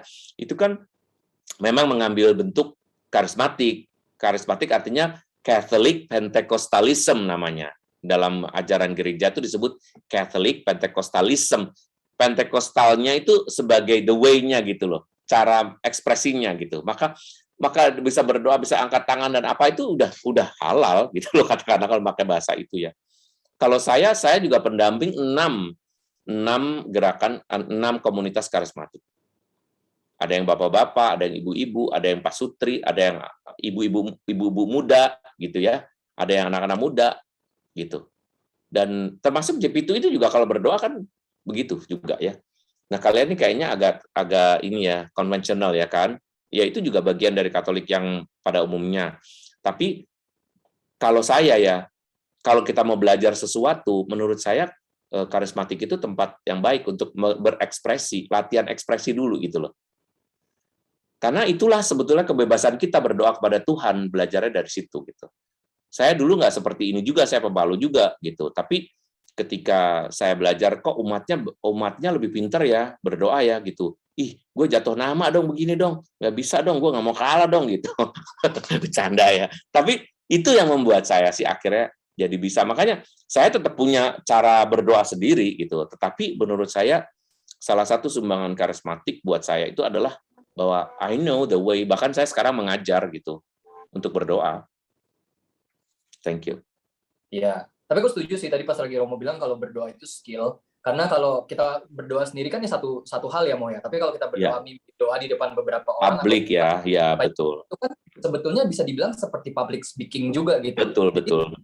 Jadi kalau boleh mungkin aku nambahin dikit gimana cara biar bisa doa bagus. Setiap kali ada kesempatan harus diambil ya nggak sih, Mo? Betul. Ambil aja, jangan takut. Jangan takut, karena seringkali kita kan malu-malu karena oke, gue nggak jago ngomong, kayaknya gue bla bla bla bla bla gitu. Kayaknya memang harus memulai untuk memberanikan diri ya. Dari situ lama-lama jadi jago. Gitu ya, Mo ya? Agree. Aku ke pertanyaan berikutnya. Gimana pendapat Romo mengenai fenomena child free? Nggak mau punya anak karena takut nggak bisa jadi orang tua yang baik. Terus kasihan kalau nanti anaknya malah menderita. Nah, ini kan bagian dari gaya hidup sekarang ya. Gaya hidup yang orang-orang yang memproklamirkan diri sebagai well educated and sebetulnya well informed by the global sebetulnya mungkin global information ya, bahwa ada di Amerika orang-orang nggak suka lagi, di sana orang nggak mau punya anak gitu. But this is Indonesia and we are Catholic, itu yang terutama sih sebetulnya. Kalau kamu sejak awal Katolik, kamu sudah bilang bahwa saya nggak mau punya anak, you cannot be married. Cannot loh isinya. Kamu akan dibatalkan perkawinannya. Jadi ya teman-teman, kalau kalian menikah, Bapak Ibu juga, kalau punya pasangan yang verbally, secara verbal langsung ngomong, setelah nikah ini gue nggak mau punya anak, gue mau bahagia sama lu aja. Ya, no child at all. Langsung kita bisa minta anulasi, pembatalan nikah. Kalau memang kita pengen banget punya anak dan kita memaksudkan punya anak di situ, ya teman-teman jangan takut menyampaikan keinginanmu, karena itu dilindungi oleh gereja. Salah satu kalau dia nggak mau punya anak, benar-benar nggak mau, artinya nggak maunya tuh benar-benar. Jadi kalau berhubungan dia selalu harus kondom gitu. Oke, kita kan semua udah dewasa di sini ya. Saya juga menyampaikan hal ini juga. Kondom harus harus di luar lah, apalah gitu. Dengan sendirinya itu mengecualikan dan itu tidak sah. Tapi kalau nggak punya anak itu tetap harus sampai mati. Kenapa? Karena itu berarti keputusan Tuhan. Kalau pandangannya itu sendiri gimana, Mo? Kayak misalnya ini nggak cuma sepihak nih, dua-duanya mau child free gitu. Menurut Romo itu nggak mau tanggung jawab aja sih. Saya bilang tadi, makanya kan contohnya kan dari keluarga kudus tadi ya, Yosef dan Maria kan dua-duanya sama-sama yang tidak berencana itu kan. Tapi kemudian diberi Tuhan, diberi Allah Bapa, yaitu tanggung jawab Yesus, ya kan? Bukan hanya itu, Yesusnya sendiri cerdas lagi, anak yang super pinter dan bisa ngelawan kan. Yesus itu kan lawan orang tua juga kan, karena begitu cerdas ya. Tetapi orang tuanya harus bertanggung jawab atas hal itu. Nah itu menurut saya adalah bentuk tanggung jawab, dan orang sekarang kalau nggak mau tuh berarti mau seksnya, nggak mau tanggung jawabnya. Nah menurut gereja Katolik, seks tidak boleh dipisahkan dari tanggung jawab. Setiap orang yang melakukan hubungan seksual itu harus bertanggung jawab, mau punya anak, itu intinya. Cara gampangnya gitu deh. Ilmunya bisa, teorinya macam-macam, tapi intinya tuh, kalau you mau berhubungan seksual, you harus tahu bahwa efek atau consequence dari berhubungan seksual itu adalah punya anak. Makanya segala bentuk kontrasepsi, kontravita, atau apalagi namanya itu dilarang. Karena harus terbuka pada kehidupan baru ya, Mo ya. Betul, procreate. Aku lanjut lagi. Selamat malam Romo, terima kasih untuk pengajarannya. Untuk realistisnya, gimana caranya kita bisa hidup sesuai teladan Santo Yosef dan Bunda Maria di zaman now? Karena godaan zaman now makin banyak variasinya. Contohnya zaman dulu belum ada Netflix, belum ada World of Marriage ya zaman dulu ya Mo ya. Belum ada internet, game yang menggoda buat dimainin 30 jam sehari. Waduh, satu hari aja 24 jam doang ya. Gimana tuh Mo? Ya itu tadi, berarti kan udah dengan sendirinya si penanya langsung sudah punya jawaban atas godaannya apa kan? Godaannya adalah Netflix dan game, kan gitu kan, berarti kan. Gimana Romo ngikuti keluarga kudus kalau kita diganggu sama Netflix sama game gitu kan? Saya bilang di sini pun di Biara ini juga Romo Aristanto itu mempunyai account Netflix gitu loh kami. Tapi kami nggak bisa tergila-gila ya, gimana sih?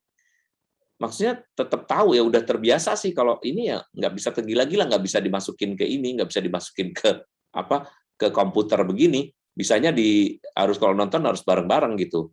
Jadi menghindarkan juga pada misalnya konten-konten yang semi porno kan begitu-gitu juga kan itu kan mengganggu ya dalam arti apalagi dengan propaganda film-film yang mungkin dalam arti tertentu menyimpang ya yang memperkenalkan budaya-budaya yang tidak cocok dengan kekristenan kekatolikan kita atau budaya Indonesia juga tapi ya sudahlah itu sudah jadi kenyataan prinsipnya ya pengendalian diri makanya kita nggak bisa, kita harus hidup berdampingan sama kayak COVID. You nggak mau, tapi you harus hidup berdampingan sama COVID. Netflix biarin aja di situ kalau nggak ditonton juga nggak apa-apa. Yang penting you bayar 59.000 selesai. Iya kan? Ngapain nyalain Netflix? Orang Netflix dia punya pasarnya sendiri, bukan you kok. You nggak ngikut juga you batalin, you cancel, dia tetap kaya raya. Emang ini you itu maksudnya kalian semua ya, bukan penanyanya aja nih maksudnya. Emang you siapa gitu kan? You siapa? Kenapa nyalain Netflix? Hello, kita cari duit ya.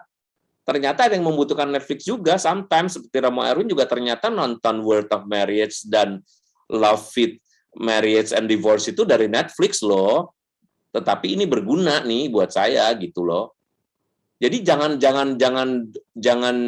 double standard dong ya.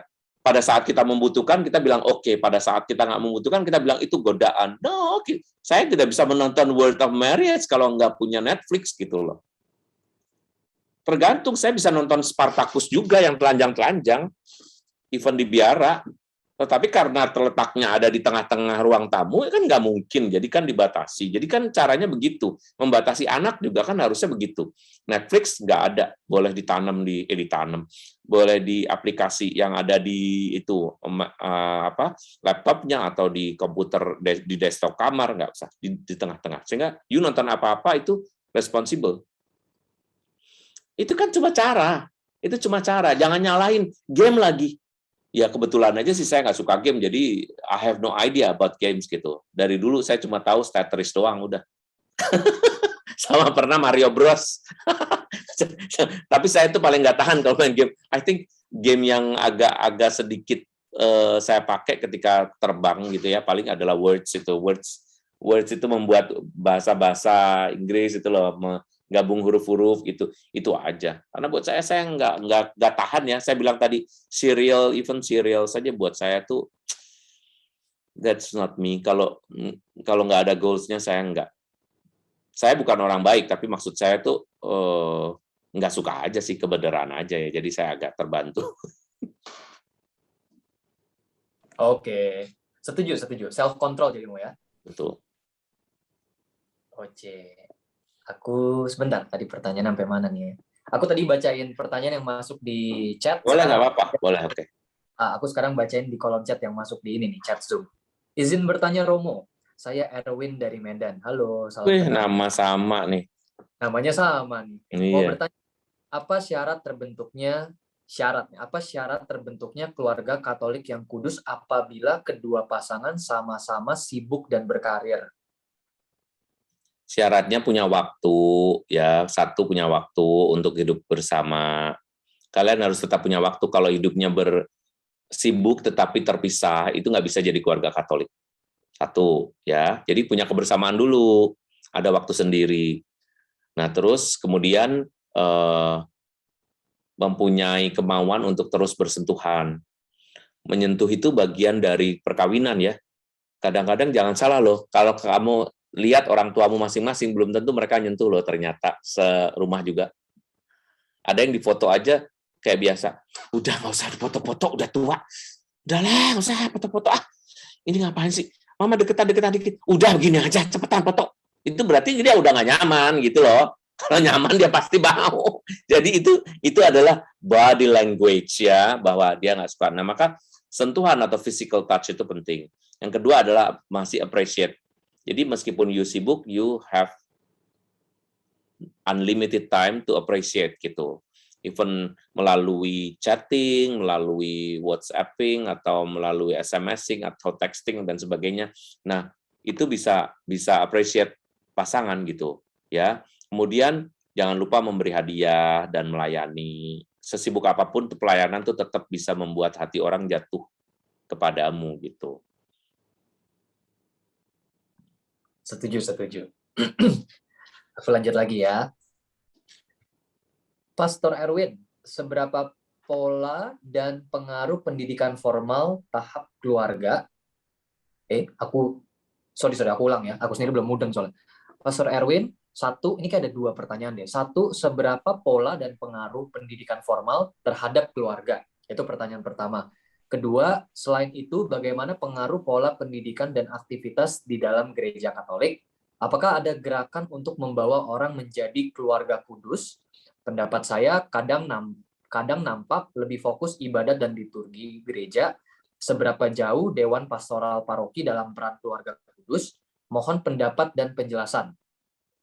Ini yang nanya pasti ex Dewan Paroki, ini panjang bener ya pertanyaannya. Sangat berpengalaman, sangat kenal Romo, dan terlalu lama di gereja. Jadi pertanyaan ini harus dijawab, bagaimana pengaruh pendidikan atau edukasi di dalam keluarga. Nah, kalau kita tuh berpendidikan, tadi saya bilang kan, saya membahas soal anak yang dididik oleh mamahnya, papahnya yang lulusan S2, ya enggak?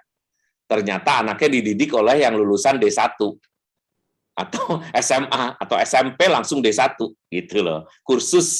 Kursus menjadi babysitter gitu. Nah, itu kan nggak berguna. Ingat bahwa pendidikan itu mempengaruhi orang berkeputusan, mempengaruhi orang merenungkan. Melalui pendidikan itu kita juga bisa mengolah sesuatu menjadi ibaratnya adonannya beda gitu. Kayak orang berpengalaman buat kue, misalkan you pun talented tetapi you pengalamannya dikit, artinya sekolahnya dikit misalnya gitu. You bisa kue tapi ya gitu-gitu aja kuenya, karena you bekutatnya hanya di desa, ya buatnya kue yang khas di desa itu. Tapi once you ini sekarang you bisa bikin spaghetti tiba-tiba. You bisa bikin apalagi kalau pakai something yang ya tit gitu ya, ada merek soalnya ya.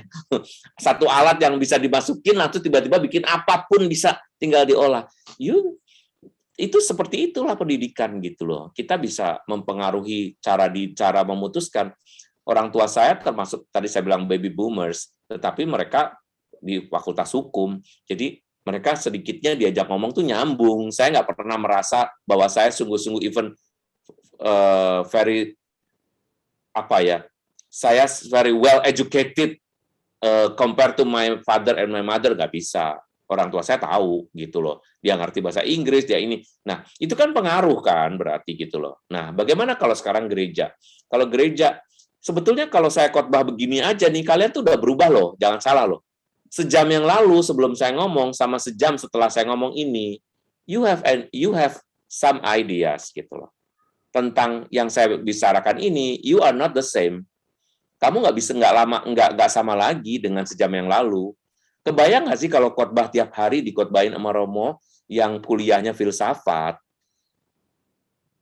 Kuliahnya tuh Romo tuh filsafat loh, bukan kuliah Alkitab doang loh ya. Nggak ada loh, Romo tuh kuliah Alkitab tuh hanya sebagian dari jumlah filsafat dan juga teologi. Jadi Alkitab itu hanya sebagian. Jadi different banget kalau dibandingin sama agama lain yang hanya belajar dari Alkitab, dari kitabnya sendiri. Kami itu belajar dari filsafat, ada dari filsafat itu macam-macam, misalnya filsafat misalnya filsafat pengetahuan yang benar-benar ilmu duniawi gitu loh, yang mengajak orang berpikir. Makanya kalau kita di khotbahin sama Romo, beda nuansanya. Romo dari tadi kok dikit banget sih, ayatnya dikit. Saya pernah diomongin begitu loh sama salah seorang karismatik. Romo tuh kalau khotbah enak didengarnya, tapi kurang ayat. Why we have to perkosa ayat, ya gitu kan? Kenapa kita harus paksa-paksa ayat kalau ayatnya nggak ada? Ini hanya untuk melegalisasi atau memvalidasi sesuatu. Ayatnya kan udah, ayatnya memang diperlukan, itulah dasarnya. Tapi kita harus maksa-paksa ayat, kenapa? Karena orang ini berpandangan, udah dapat pelajaran. Ayat yang ini, loh, ayat tuh tadi harus ada, pasti ada. Tapi nggak setiap ini diayatin, itu sih semacam apa istilahnya kayak kata belece, bahwa saya nggak ngomong dari diri saya loh, di kitab suci ada loh, Yung-ibul juga ada di situ. Kalau mau cari semua kata-kata yang ini di kitab suci ada gitu loh. Nah, maka ketika Romo berbicara, maka you akan berpikir dengan cara berbicara Katolik. That's why orang Katolik begini gitu loh. Saya nggak usah sebutin ya karena banyak ininya, tapi ya you jadinya begini. You bisa bedain deh kalau misalnya you masuk ke gereja lain lah gitu ya. Caranya kan begitu kan. Mungkin saya nggak mau ngomongin yang ini, tapi misalnya aja dalam karismatik juga kan kadang-kadang gereja karismatik Katolik aja deh supaya nggak ngenain orang lain ya. Tapi kita harus percaya rahmat kita. Kalau kita berdoa, sungguh-sungguh mujizat terjadi sama kita. Ketika tangan Tuhan yang membuat dulu menyembuhkan Lazarus, sekarang pada kita dia akan melaksanakannya. Dan dalam kitab ini disebutkan bahwa apa yang akan direncanakan oleh Tuhan akan tergenapi. Dan itu tidak akan terbatalkan. Sungguh Tuhan punya kuasa kalau kita di dalam doa dalam satu nama itu. Sekarang angkat tanganmu dan katakan kepada Tuhan. Enggak begitulah Romo-Romo. Benar nggak sih? Itu kalau Romo karismatik, kayak gue kalau lagi di karismatik ya begitu dengan nada, the way, pakai isme itu. Kenapa? Karena itu bagian dari kekatolikan, tetapi that's not the way your priest will say the same, ya kan?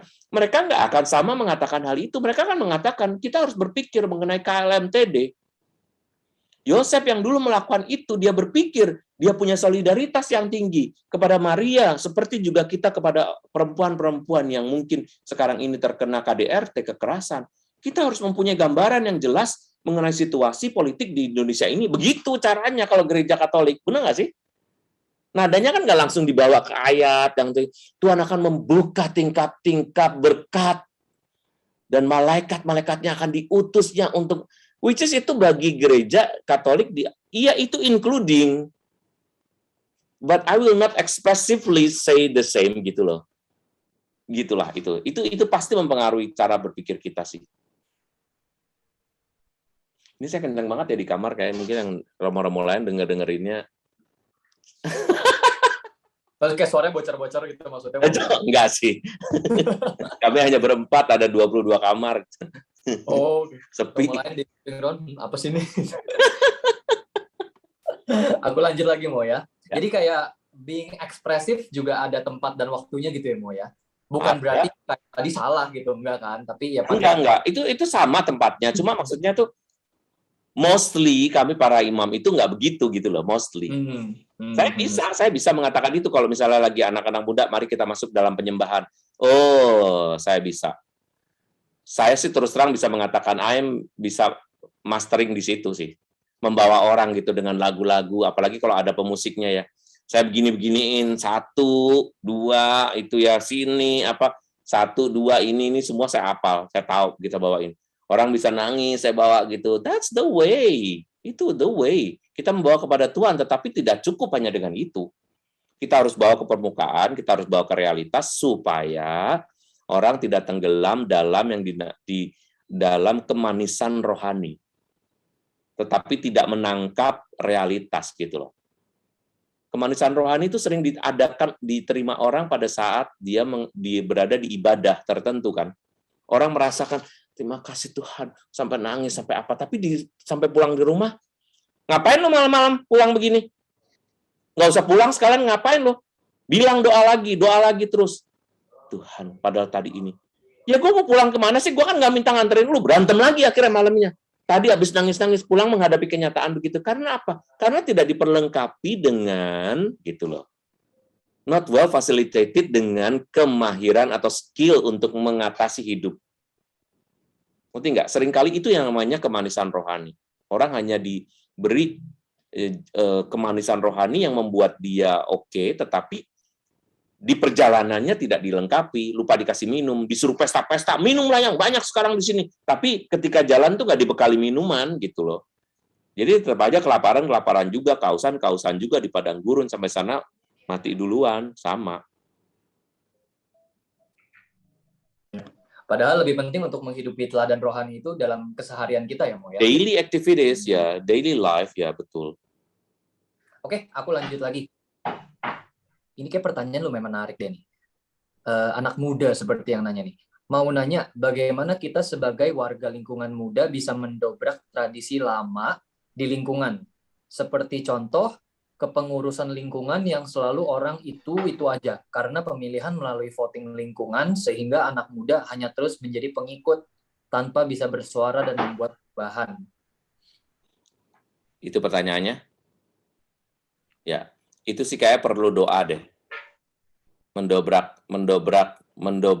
yang udah-udah itu perlu doa. Kalau saya sih mumpung saya di atas ya, mumpung saya ketua komisi, sekarang saya membuat pokoknya semua yang ada di Komisi Kerasulan Keluarga after 50, you are automatically resigned. Kalau saya buat aturan. Dari awal saya sudah kasih tahu. That's why kalau kamu ngasih ke saya, kasihlah masa mudamu. Karena itu bukan buat saya, buat Tuhan.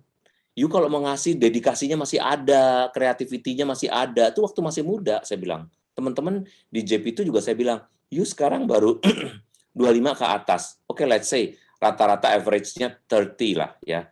30s lah, saya bilang gitu. You beri sekarang. Karena apa? Karena setelah kamu usia tertentu, you cannot give the best for God. Kalau kamu apalagi hanya memberikan sisa-sisa di usiamu yang udah 60, 65, you di perusahaan aja udah dipensiunin. Lu sekarang mau ngasih ke Tuhan. Kemana aja lu selama ini? Yang mau dikasih ntar apa? Kok undangannya pakai WhatsApp sih? Ini nggak sopan banget. Saya ditelepon aja enggak loh. Pakai WhatsApp loh undangannya. Saya nggak dikasih tahu loh gimana ini masuknya. Passwordnya salah ini. Ya capek deh. You aja gimana mau create ya kan? You minta di-serve gitu loh. Itu kalau udah usia tua nanti, makanya sekarang mumpung masih muda, berikan dirimu. Nah, maka untuk mendobrak itu bagaimana butuh doa. Apalagi kalau pas ada Romo muda, ngomong tuh sama Romonya, Romo buat ini dong Romo, tolong dong Romo. Itu udah kelamaan Romo. Romo itu dong kasih peneguhan dong dalam khotbah Romo. Supaya ini terjadi, itu harus lewat Romonya. Kalau enggak ya Anda harus berdoa. Karena kalau romonya sama-sama, mungkin susah juga mendobrak tradisi yang udah ada. Romonya biasanya mau aman, ya kan? Udahlah, nggak ada yang mau, dia doang yang mau, masih lumayan ada yang mau. Enggak, kalau saya, nggak ada yang mau, biar jalan. Saya gituin. Ini Jakarta Timur, nggak ada yang mau, saya biarin jalan. You kesulitan, urus dirimu. Kalau nggak mau kesulitan, you datang sama I. Tapi ingat, under 50, saya bilang. Nggak mau, ya you terima dari saya. You harus nanya-nanya dari teman-teman yang lain. Ada 2 dekanat yang tidak punya. Dekanat pusat dan dekanat timur tidak punya wakil di komisi. Saya diamin. Saya bilang, you kesulitan, ya you pikirin dong dekanat lu. Kasih dong orang yang muda, saya bilang. Nggak muda-muda amat kali, di bawah 50, bener nggak sih? Kalau 40 itu kan nggak muda-muda amat. You mau kasih kapan? Sorry ya, kalau saya dikasih 60-an, saya nggak mau. You di yang lain aja. Bukan saya nggak mau. Tuhan menginginkan sesuatu yang segar. You kan dilayanin Romo tua aja, you komplain kan? Aduh, dia lagi, udah nggak usah. Kalau dulu bisa milih, nggak jadi misa, nunggu Romo ini, nunggu Romo itu, yang masih enak. Kita kalau ngeliat Romonya semangat, kan semangat. Sama, umat juga ngeliat, you juga udah kelamaan begitu. Doanya juga begitu-begitu aja. Dari zaman ke zaman, doa makan aja 10 menit. You karena itu, saya juga bilang, kalau you muda nggak mungkin tuh doa 10 menit, you juga udah enak kali. Saya bilang, saya sih, ini saya kalian loh ya, di hadapan siapapun saya akan bilang. Supaya apa? Supporting kaum muda itu supaya bergerak, membuat satu persembahan diri ketika usianya muda. Maka appreciate banget loh, kalian ini masih muda mau ngurusin begini gitu loh. Kalau bisa langsung tunjuk siapa yang berdoa pakai apa tuh Wheel Fortune tuh, siapa yang berdoa hari ini? Wow, siapapun yang dipilih berdoa, langsung berdoa. Itu latihan juga tuh. Buat aja Yuki ya, setiap kali selesai panitia. Ci Shirley, ide bagus tuh Shirley, boleh tuh. Di sini rebutan loh, di sini rebutan yang mau doa. Wah, puji Tuhan. Ngomong-ngomong nggak sadar, udah jam 9.17. Boleh berapa? Belum jam 3, Queen. Hah? Serius? Enggak lah. Iya. Baru ngantuk ya. Ada waktu berapa lama lagi? Boleh Ya, berapa lagi, Mo? setengah 10 aja. Aku ada 2 pertanyaan lagi nih. Aku coba bacain dulu ya. Selesai 2 pertanyaan lagi. Ini kita lihat jam berapa gitu. Oke? Oke. Ini pertanyaan pertama. Ini udah pertanyaan keberapa ya? Romo, bagaimana kita membentuk keluarga kudus bila pasangan kita beda gereja? Kalau pasangannya beda gereja, Kalau boleh ditambahin mungkin beda agama gitu, Mo? Gimana tuh? boleh. Jadi beda gereja atau beda agama, sebetulnya keluarga kudus itu penamaan simbol-simbol orang yang berbudi baik ya, mempunyai kebaikan di mata Tuhan kan. Nah, kita bisa menjadikan kalau kita masa pacaran, jadikan masa pacaran itu masa perkenalan yang baik. Artinya dikasih tahu dalam agama saya itu ada pribadi ini. Nah, kalau bisa ajarin dia untuk jadi hidup yang baik gitu. Kita latih dia masa pacaran, maka putuskan kamu harus hidup baik. Kalau kamu mau kawin sama saya, semua anak harus dibaptis jadi Katolik. Itu kan intinya misalnya kayak gitu. Nah, kalau itu aja udah bermasalah, ya decide deh gitu, putusin deh. Benar nggak kamu mau menikah sama dia apa enggak gitu kan, keputusan ada di tanganmu gitu ya. Ya, Romo mana bisa pilih lagi, umur udah 32. Siapa yang bilang umur 32 harus memutuskan tergesa-gesa? Nggak ada. Nah, karena daripada bermasalah nanti hanya menunda perceraian aja. Perceraiannya harusnya sama aja. Mendingan dari sekarang kita putusin dengan sesuatu yang baik. Nah, kalau misalnya dia beda agama atau beda gereja, ya kita pasti nggak bisa ngasih tahu kan, santo ini, santo itu, dia pasti nggak percaya kan, orang kudus. Even dalam gereja Protestan pun kan nggak ada orang kudus. Hanya Yesus. Nah, gitu kan. Beda gereja loh itu loh. Nah, maka memang yang the best sih harusnya Katolik sama Katolik. Makanya kalian tuh saling kawin-mawin lah di antara kalian loh, Benediktus. Jangan kumpul-kumpul aja nggak ada hasilnya gitu loh. Saling flirting lah, nggak apa-apa. supaya di antara kalian tuh nanti ada yang ini pacaran. Kebanyakan komunitas ini malah nggak menghasilkan. Yang single isi kolom chat sekarang juga, kasih tahu. Nah, saya single sejak gini, saya mencari yang gini. Status, nomor handphone, call me now. Queen. Kayak gitu sih. Jadi memang nggak bisa di ini, tapi ajarilah dia cara hidup Katolik yang baik gitu. Contoh tadi itu paling bagus, itu teladan. Oke, baru mau minum aku. Oke, pertanyaan berikutnya, Romo. Pertanyaan saya, bila kita menikah, kita ingin membentuk keluarga kudus. Bagaimana mengarahkan suami untuk menjadi imam yang baik? KR apa ya? Karena beliau punya kebiasaan mengumpat bahasa kasar, tapi pada dasarnya sayang kepada keluarga. Karena seringkali didengar anak kami. Saat saya berdoa, dia juga mengumpat, tapi beliau rajin ikut ekaristi loh. Saya kadang kesel, Romo. Kok rajin berdoa ekaristi tapi bicara suka mengumpat? Mungkin tapi nggak ekaristi sebelum mengumpat ya. Ya elah, sialan banget nih Romonya ini lagi, mungkin nggak begitu. Kacau dong ya. Nah, gini, mengumpat atau enggak, tadi saya udah ngomong tentang pattern ya, tentang bagaimana pola sikap perilaku. Orang tuh ada yang memudahkan sesuatu tuh karena lidahnya udah terbiasa. Lidah ini bisa kita pakai untuk mengucapkan bahasa-bahasa yang baik, termasuk bahasa roh juga dengan bahasa lidah kan sebutannya ya. Kalau misalnya pakai karismatik dia, jadi kita bisa dipakai untuk berdoa juga, mengatakan hal yang baik, itu kan pilihan. pilihan yang kita letakkan di lidah kita, di mulut kita.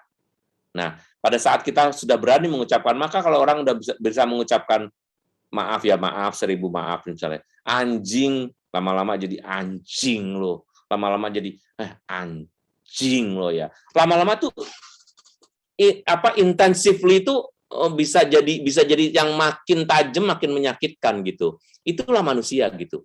Maka kalau mau berhenti, ya kasih tahu.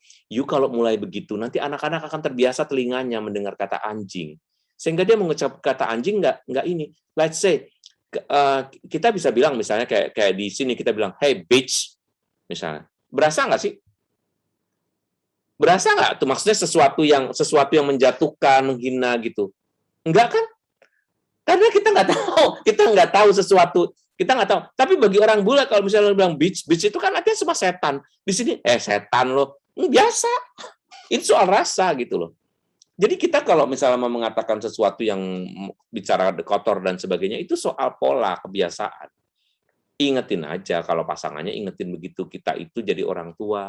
Anak itu belajar dari siapa kalau bukan dari kita gitu loh. Jangan dikeluarkan begitu. Orang tua saya paling nggak pernah mengumpat sih ya. Jadi saya dulu tuh malu banget, cuma malah justru jadi Romo ini karena memberi contoh-contoh, saya jadi agak terbiasa gitu. Cuma dalam konteks contoh ya. Dulu saya nggak berani loh ngucapin yang begitu-begitu tuh. Saya tuh lahir di Semarang ya. Jadi orang tua saya satu dari Jawa Timur, satu lagi dari Jogja gitu. Jadi nggak ada bahasa-bahasa begitu. Kalau bukan karena Semarang nggak ada begitu, Semarang tuh paling hancur sih sebetulnya bahasanya ya. Untuk bahasa Jawa ya, tapi pokoknya dalam kebudayaan kami enggak gitu. Jadi dulu kalau mau ngomong apa, ngomong itu kotor, ngomong apa waktu kecil tuh, ya ngomong kayak begitu, nggak berani ngucapin gitu loh. Jadi itu kebiasaan sih. Maka diingetin aja soal tanggung jawab sebagai orang tua tadi.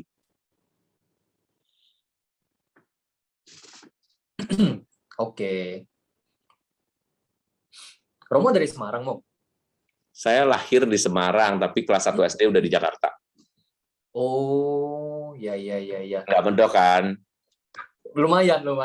Lumayan, nggak medok. Tapi kalau ngomong medok ya bisa, saya medok banget. Saya bisa belajarnya di seminari. Aku suka banget nasi gandul. Itu dari Semarang bukan sih? Bukan, itu Pati. Pati ya? Oh, tapi aku makannya di Semarang, enak pol. Oh, enak pol ya. Ini Besok satu lagi ya? aku by the way. Kenapa, Mo? Besok saya mau driving ke Semarang. Oh, mau nyetir ke Semarang? Iya. Hati-hati di jalan, Mo. Kasih. Ini pertanyaan terakhir kali ya, sembari kita tutup nih, udah 9.24. Bagaimana caranya mengarahkan anak-anak agar mau ikut Ekaristi offline? Karena masa pandemi sudah keenakan ikut misa online.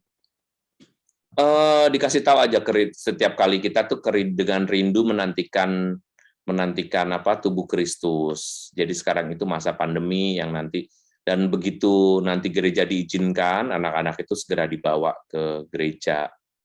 Jangan malas juga orang tuanya. Kadang-kadang nanti dipakai alasan nih sama orang tuanya, aduh anak-anak sekarang nggak mau, kalau diajak susah, ya nggak mau, yuk aja duluan ke gereja.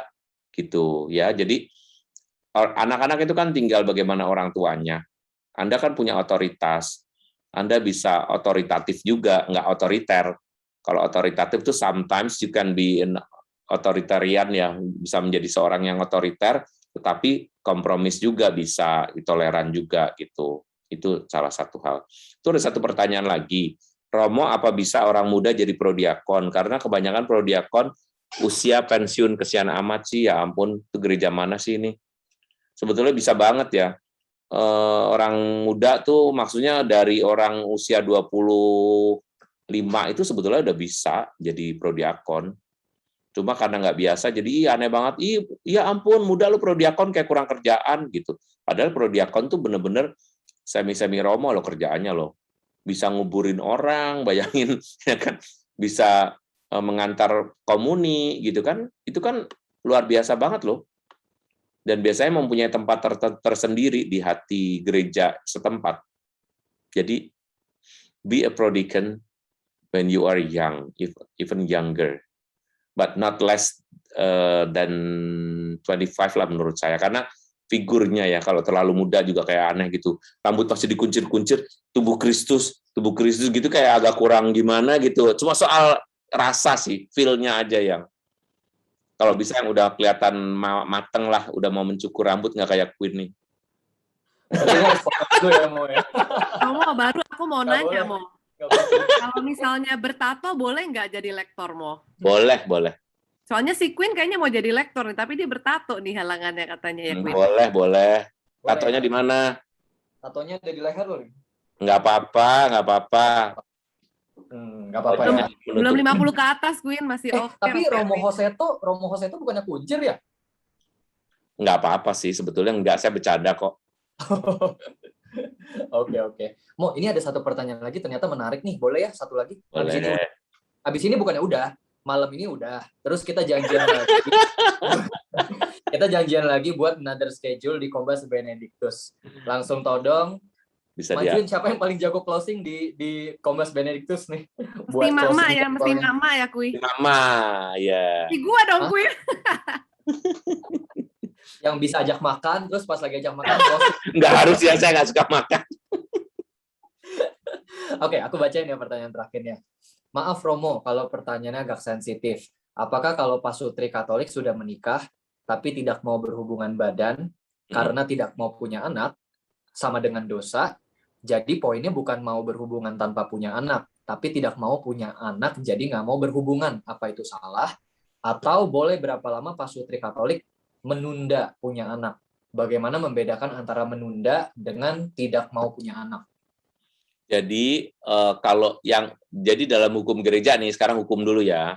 Dalam hukum gereja itu yang penting adalah ada hubungan seksual yang pertama sesudah menikah. Itu sakramennya langsung full.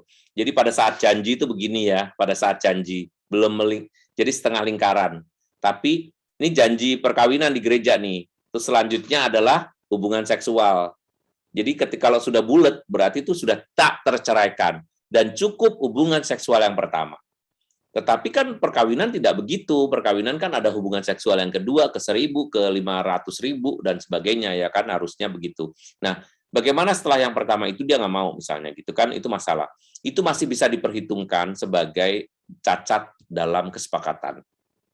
Jadi kalau dia nggak mau berhubungan seksual karena nggak mau punya anak, berarti ini terkena 2 pasal hukum.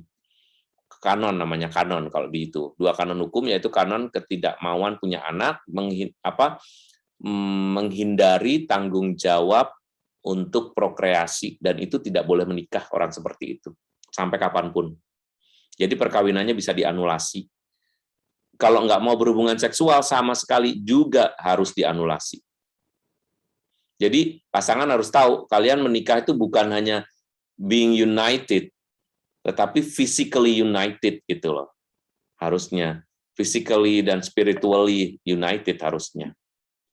Dan itu melalui sexual intercourse. Bukan hanya kulit ketemu kulit, cium-ciuman atau apa, tapi sexual intercourse, artinya hubungan seksual yang sukses. Yang harus dijelasin sih dalam hukum tuh terjadi penetrasi dan sebagainya ya. Yang sukses loh, bukan hanya begitu doang loh ya, tapi sukses sampai ada kemungkinan punya anak, misalnya sperma dan apa itu, kami dulu belajarnya sampai di situ. Jadi kalau ada yang apalagi secara verbal mengatakan saya nggak mau punya anak, nggak mau ini, kita nggak mau berhubungan seksual, ya udah nggak usah nikah, kenapa sih jadi temenan aja, sahabat, ini ngapain sampai kawin-kawin, mau dapat rezeki dapat hartanya apa gimana sih? Heran ada orang yang begini. Tapi ada loh yang ngomong sama saya itu, ada yang benar-benar ada loh yang nggak mau punya anak. Tapi kebanyakan mau berhubungan seksual sih. Sorry, mau tadi diulang dikit. Jadi kalau sebelum hubungan pertama dia nggak mau kan bisa dianulasi. Tapi tadi setelah hubungan yang pertama pun, misalnya itu kan sebetulnya udah nggak bisa dianulasi. Karena tadi udah bulat kan. Udah sakramennya itu udah lengkap. Orang kan mengira kalau udah janji nggak bisa diinin, sebetulnya bisa. Jadi kalau setelah janji itu baru segini. Janji itu sakramen menjadi penuh pada hubungan seksual yang pertama, gitu loh. Ngerti nggak? Jadi yang dibilang orang tidak terceraikan lagi itu setelah hubungan seksual yang pertama. Tapi kasusnya gini, misalnya setelah hubungan seksual yang pertama, yes, akhirnya gue bisa dapetin lo, akhirnya kita jadi suami istri, yes, saking gembiranya sekarang udah selesai nih, dia mandi, jalan gue ke si laki-laki itu nabrak pintu kamar mandi, bruak, pas yang ketabrak itunya lagi. Jadi Setelah itu dia jadi impoten gitu ya. Itu adalah duka yang disebut. Jadi suka dan duka. Nah, dukanya di situ dia nggak bisa melakukan hubungan seksual lagi, tetapi harus diterima karena yang pertama udah sukses gitu. Ini kasusnya dibuat, tapi begitulah cara berpikirnya. Tapi kalau misalnya ternyata setelah yang pertama itu dia nggak mau dan dia buat dengan alasan karena itu, dia bisa dianggap trap, jebakan gitu loh. Bisa. Oke. Jadi jangan terlalu bersemangat juga ya para laki-laki. Tabrak daun pintu, terus jadi duka. Maunya suka, malah duka. Kita tepuk tangan dulu yuk buat Romo Erwin. Thank you, terima kasih. Mau nanti datang lagi mau ya ke Kombas Benediktus ya. Thank you so much loh. Oke, dalam nama Bapa dan Putera dan Roh Kudus, amin. Allah, Engkau sungguh baik pada kami, Engkau selalu mengajar kami, memberi semangat kepada kami. Di saat kami lesu, kami menemukan pencerahan. Di saat kami tidak tahu, kami mendapat pengetahuan. Dan terutama, Engkau selalu berusaha mendekatkan kami. Berilah berkat-Mu kepada kami, terutama kepada Benediktus ini, agar tetap memberikan inspirasi-inspirasi yang baik kepada kami, para kaum muda dan juga Bapak Ibu yang hadir di sini. Berkati malam ini istirahat kami, supaya besok kami dapat bangun dengan gembira hati untuk memuliakan nama-Mu. Demi Kristus Tuhan kami. Amin. Semoga Allah yang Maha Baik memberkati kita semua dalam nama Bapa dan Putera dan Roh Kudus. Amin. Amin. Bye everyone. Romo Erwin, thank you so much. Thank you. Welcome.